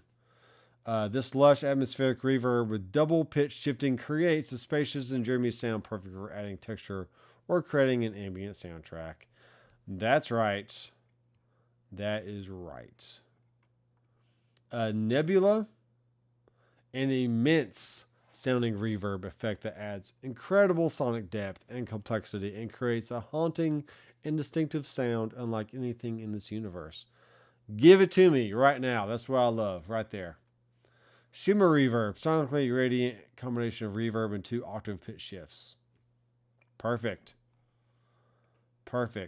Honestly, give me another 6 months to finish filming videos with the Fractal stuff. And I'll probably end up keeping the FM9 just because it's a good thing to have in the arsenal, especially for making videos. But the Axe FX3 is going to be gone. The FC12 foot switch is going to be gone. I really think between the Headrush and this Fender unit, it's got the touchscreen stuff. It has plenty of options for routing. Tons of sounds I can dial in. Yeah. Between those 3 units, I can have a heyday just making videos and doing cool stuff here in the studio. So now we're in the dynamics and EQ section. So we have a dyne comp. Pedal comp. We do just have an output and a sensitivity. I wonder if it has a wet dry option in there, which I have not seen. We have a simple compressor, MXR Dynacomp. We have a low, mid, high, max, so it's pretty simple. Gesher studio compressor, which is what I mostly use on the Headrush. We do have a blend. A just amount of unaffected input signal mixed with compressed signal. So that's good to have. I really wish everything kind of had a blend knob on it. Because sometimes you want to spank the signal, then blend in the dry signal. We have a sustainer. A rare 1980s compressor pedal with a particularly strong compression effect and short attack time. Nice. So those are your compression options, which is more than enough. a EQ3. So it's a 3-band, I think. Yeah, like a 3-band EQ. EQ5, which is a graphic EQ. 7, which is your very popular Nashville type Boss GE7. Tons of options there. This is great for a boost pedal. Put that after your amplifier and boost the gain a little bit, and also tweak the EQ, maybe cut some lows, raise maybe some 3.2K just for some brightness. Maybe some 800 for some mid-range forward type sounds. Yeah, it's a great boost pedal. Use an EQ for that. A metal gate. Nice. A noise gate, simple gate. Volume pedal. It obviously increases the guitar signal as it's turned up and can be accessed remotely from an expression pedal. So I will invest in a good expression pedal eventually for the Fender, but not right now. Auto swell. So we do have an auto swell delay, and now we have a separate auto swell. And this pedal automatically creates volume swells that can create atmospheric sonics by itself or in combination with other effects. Nice. So we have a fast taper and a slow taper. The headrush has the same thing. The fractal has the same thing. So that's good. Filters and pitch. We have a custom wah, which is cool. Inspired by the Dunlop Crybaby 535Q wah pedal. So that Q is how wide the range of your frequency is. So you can make it really narrow or really, really wide and all that. Assign the position parameter to be controlled by expression pedal and control the effects bypass with a toe switch for familiar wah-wah operation. I kind of wish, this is what Fractal does really well, is they have, when you're using expression pedal, you can have the wall automatically come on when you start moving the expression pedal. When you move it back, it automatically turns off. I don't like toe switches because you got to push on it. You got to do your thing. Then you got to push on it again. I'm not a fan of that. So that's another reason why I kind of held off on buying a foot switch for this thing. Because honestly, it probably has an auto wall somewhere. Here's a vocal wall. I'll assign the position parameter to be controlled by an expression pedal. Okay. Chromatic pitch shifter. So far, no auto wall setting. Spillover switch. So a pitch shifter. Diatonic harmonizer. So you can, this also has a key with it. So maybe you can add that to a vocal and add different, you can add harmonies to your vocal line, possibly. That might work for that. We have a feedback generator, which somebody did demo today. So you can have a third above, a fifth above, lows and highs, stuff like that. Pedal detune, which a lot of people like. A whammy pedal, obviously. Then we got microphones. We got some 414s, some Earthworks M23s, Sennheiser, Royer, Electro Voice, Dyne 7, SM57, and there you go. Everything you'd ever want and more. Darren says, can you have multiple of the same effect block, I mean multiple EQ blocks in the same preset? I don't see why not. Nobody said you couldn't, and the Fender guy in the Andertons video definitely showed that he had 4 amp heads in one preset. So I think you can. I think you can have as many different blocks as you want. Now, why would you need more than 1 or 2? I mean, I guess you could add 5 if you really wanted to, but it does have an 8-core processor. So it should be plenty powerful to add in whatever you'd want. and make the signal chain as long as you want. Measurements. So this is about 14 inches wide, 3.8 inches tall, 10 inches deep, then about 8 pounds. So somebody said it weighs about the same as a Fender guitar, a Fender Strat, because it's only 8 just under 9 pounds. So it's not very heavy at all, which is awesome. We got outputs. I am very interested in these. I am somewhat interested in these little speakers here.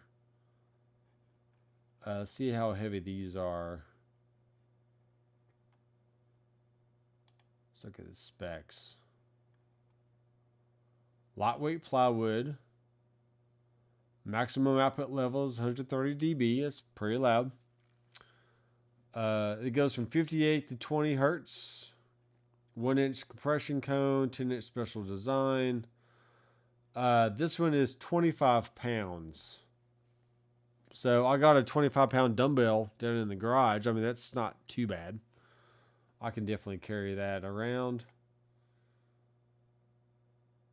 Yeah, this Tonemaster Princeton Reverb alone is $8.99. So, I mean, come on, just do the math. It's not that bad. Now, I mean, I get it when you start comparing it to the other people, like a Helix or a Headrush or something. I mean, sure, you can pay way less and get tons of effects and amps.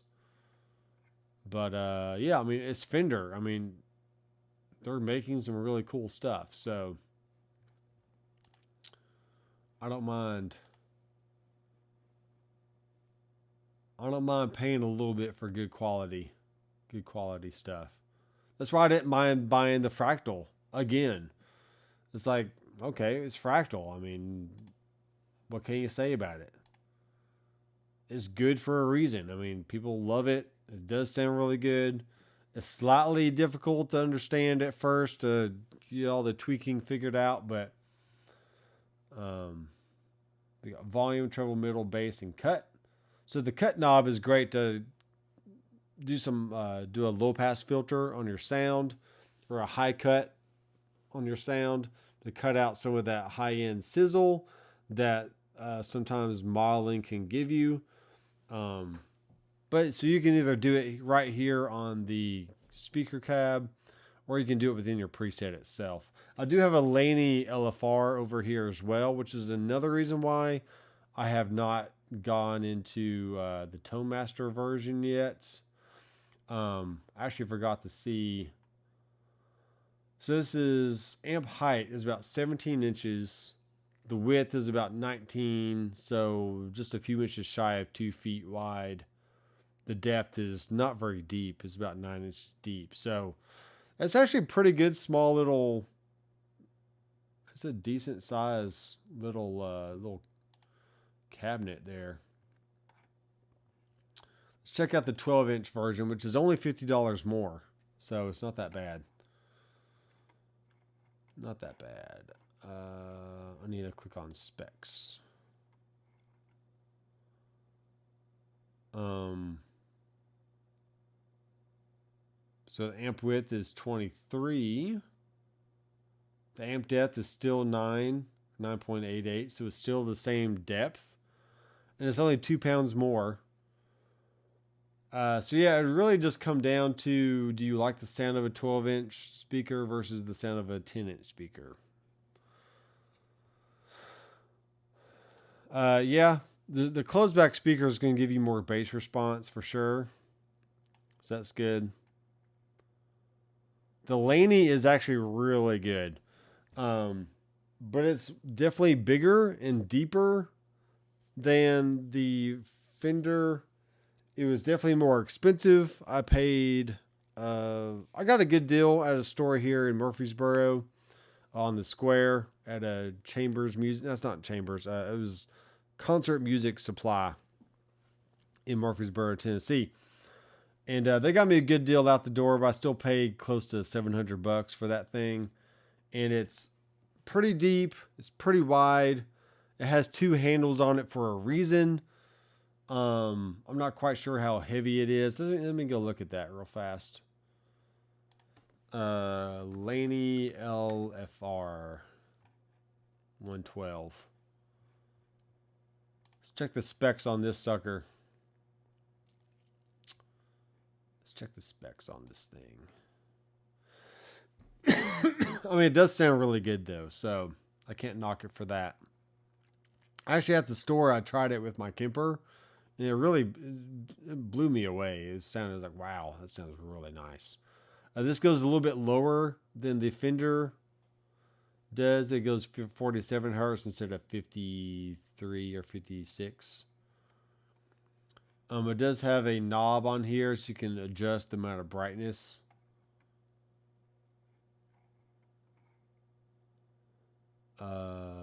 Straight, close back. This is 129 SPL, which the Fender was 130. It's not that big of a deal. So the height 16, the width is 22, and the depth is 14. So it's a little bit deeper. I guess this is about the same width. Yeah, it's about the same width as the 12-inch Fender cab, but it's definitely it's about 5 inches deeper. And this weighs 28 pounds, where the other one was only. It's really not that much more. I mean, the Fender is gonna be 27 pounds. This is 28, almost 29. The 10-inch version is 25. So yeah. This is 16.53.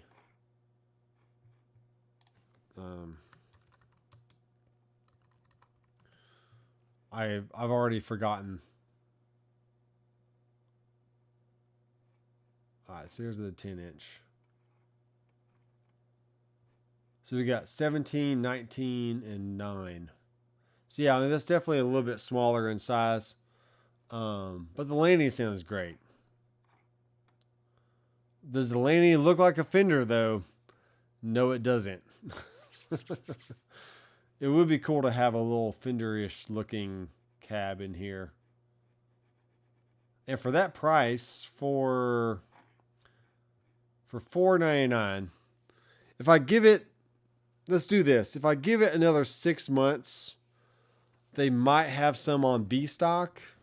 I might be able to get it closer to 400-ish maybe. Then if I call my Sweetwater representative, maybe they can get it into like the 300 range before tax, and then after tax might get it back into the 420-ish range. So that might be good. That might be good to wait and look into that. Just weigh it out.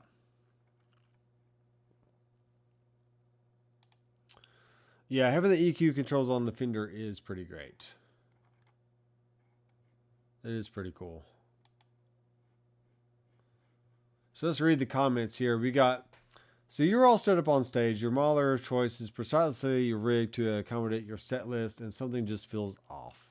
Every room is different, so it's not uncommon to need to dial in a few EQ tweaks to optimize your sound for your respective setting. Sure, you could reach down and twiddle the controls on your digital modeler, but the Fender Toemaster Pro 10 powered cab onboard EQ controls offer a far more straightforward tone shaping solution. Like many Fender's most legendary amplifier combos, the Toemaster FR10 powered cab sports a complete control section on its top panel, comprising of 3-band active EQ, a high frequency cut knob, and a volume knob. This superb setup offers a traditional amp-like experience of dialing in your tone on stage, removing any need for menu diving or touchscreen wrangling, and the precise and tactile feel of an old-school amp knob. I think it's great. Honestly, I will give it another. Let's see what they do after NAMM in January, maybe March or April of next year, and see if the prices can come down a little bit. If I can get this like around $350, something like that, I would go for it. I would get something like this for about $350. I mean, $500 is still really good for an FR speaker that looks like a real Fender amp. And then for $50 more for the 1x12, which is this one. Oh, that looks great as well. So I'll be fine with either of them. If I could get the 12 for maybe $400, I'd probably do that. I got a Super amp over here. I've been trying to sell for a few months now. I'm selling this Super for $500. So if I can sell that, and then turn around and get a Fender Toemaster FR, I would do that because it looks cool. I'm sure it's going to sound just fine. I can use it with my headrush. I can use it with my fractal. So that's what's neat. You can get this and have a cool look on stage, but then you just have your fractal, your headrush, or your Fender Toemaster Pro at your feet, and everyone just thinks you're using a cool pedal board with your Fender amp on stage. So very cool stuff. Very cool. Yeah, I'm perfectly happy with all these effects options here. Effects, amps, cabs, microphones. I mean, yeah, I'm fine with all this. And honestly, most of these high gain amps, give me an amp and a cab, a tube screamer, a little delay, a little reverb. Bam! There's a good high gain sound for any kind of recording. And then switch over to maybe a clean Fender amp with some shimmery reverb, some ambient reverb, some delay, some auto swell, some very cool churchy type just ambient stuff. It's gonna be awesome. I have not done a test recently, Darren, but honestly, the Boss Katana sounds just fine. The only difference that I mentioned earlier in the live stream is if you're going to use the Katana or even the Quilter Aviator Cub, you will need to bypass the cab in your modeler, so that way you don't send a digital model going through a physical speaker.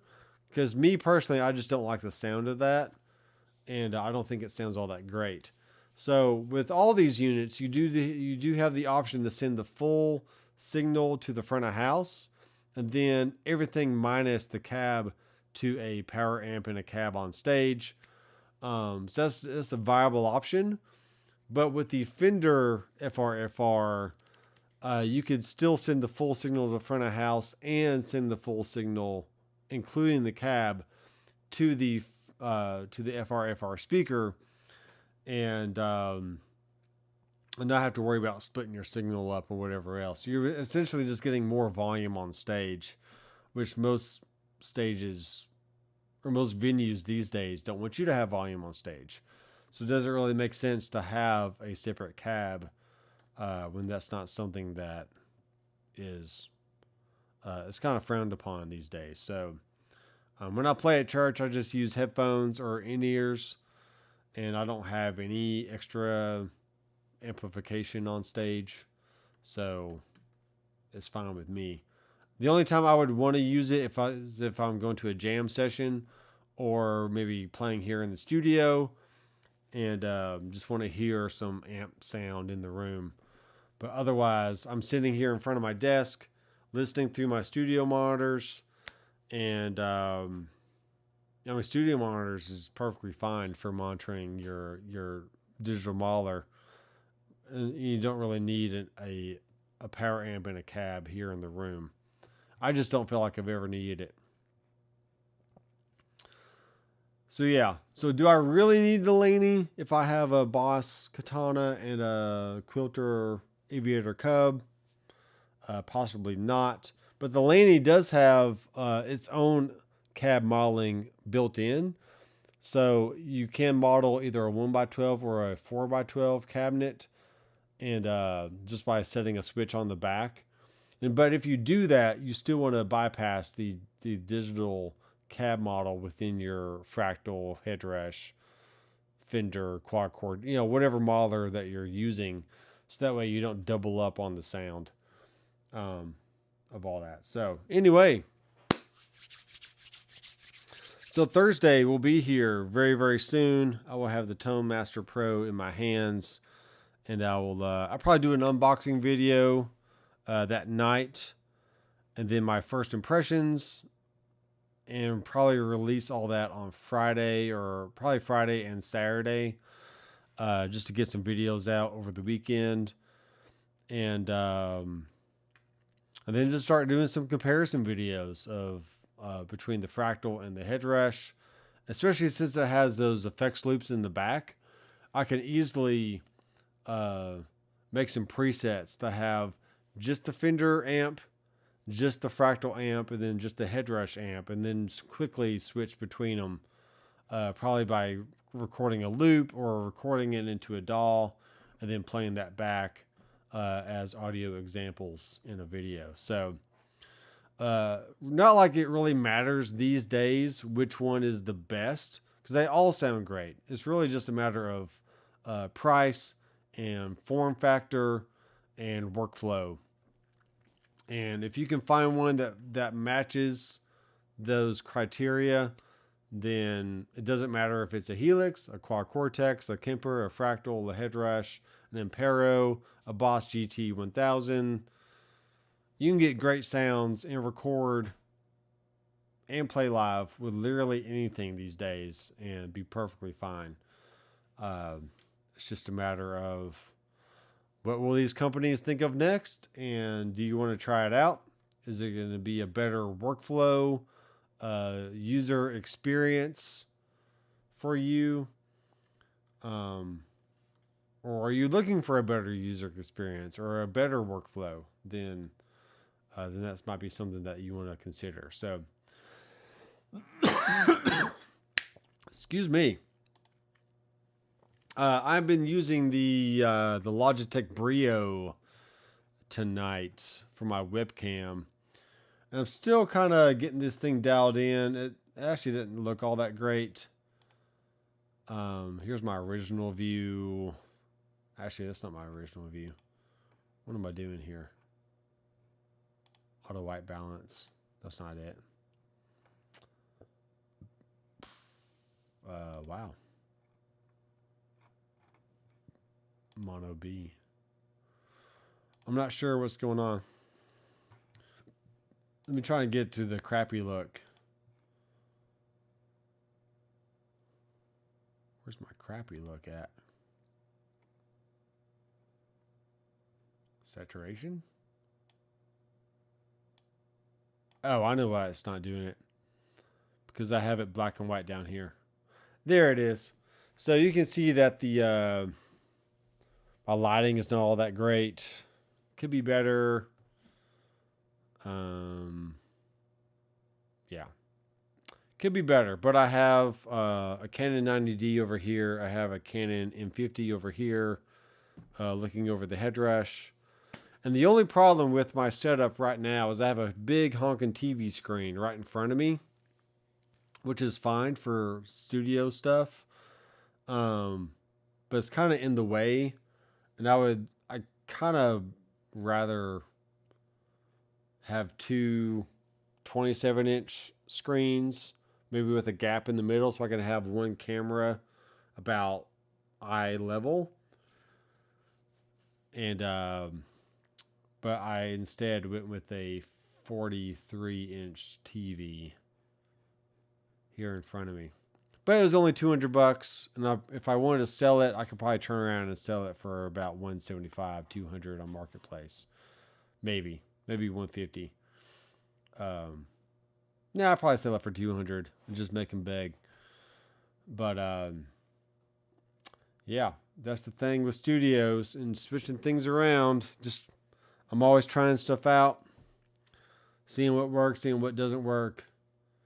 And I may go with the 2-screen setup here before the end of the year. And because I really do need to have a nice camera right here in front of me. So when I do some live streaming I'll have a nice view instead of having this webcam kind of look going on. And it's just the way it is. So I appreciate everyone for staying in there with me tonight and all the comments. We had about 58 comments from different various people.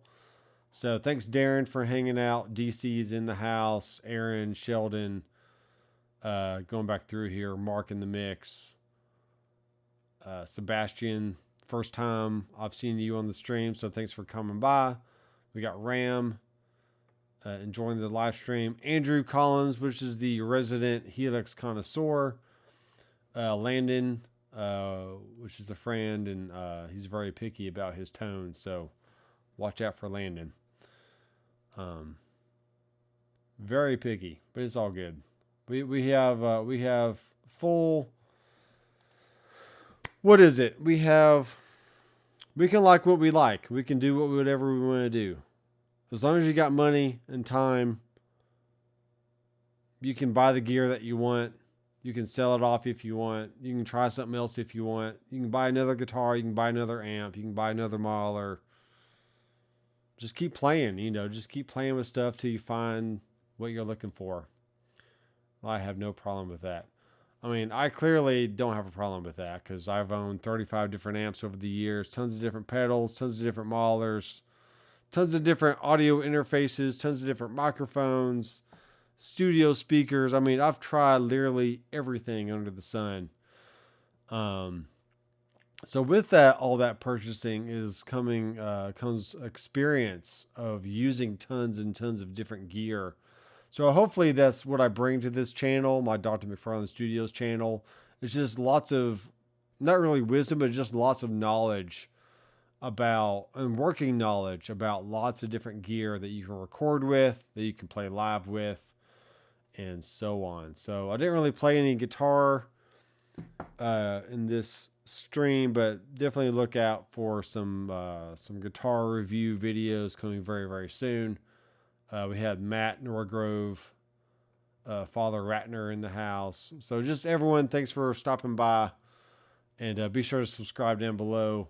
Take advantage of any affiliate links from Sweetwater or Amazon, and go check out my backing tracks, please. I've been working hard on these backing tracks, and nobody has purchased any of them, which is perfectly fine. I understand if you don't want to pay $20 for something, but $20 gets you 52 backing tracks for the year of 2023. All kinds of, we got funk, we got some classical stuff, some jazzy stuff, some rock stuff, some metal stuff. So if you want to practice either just playing chords, this is a great way to just strum along with some basic chord progressions. If you're wanting to work on, scales, arpeggios, I don't know what just happened. Then yeah, consider buying my backing tracks. I don't have Patreon. I don't really prefer super chats. This is a great way to support what I do here online and also get some knowledge about other musical stuff that you can use to practice with and just grow deeper as a musician. So consider my backing tracks, consider my headrush products, my fractal presets. I'm sure I'll have some Fender presets up on the website that you can purchase for a very, very low price. One-time price gets you all access to all the presets that I make for that device and all that. So I'll stop rambling. Thanks, guys, for watching. And Curtis Chavez, you just got here. Dude, I've been streaming for 2 hours. So I'm going to get off here. If you have any questions, leave them down in the comments. And until next time, I'm Dr. McFarland. I'll see you in the next video. Keep rocking.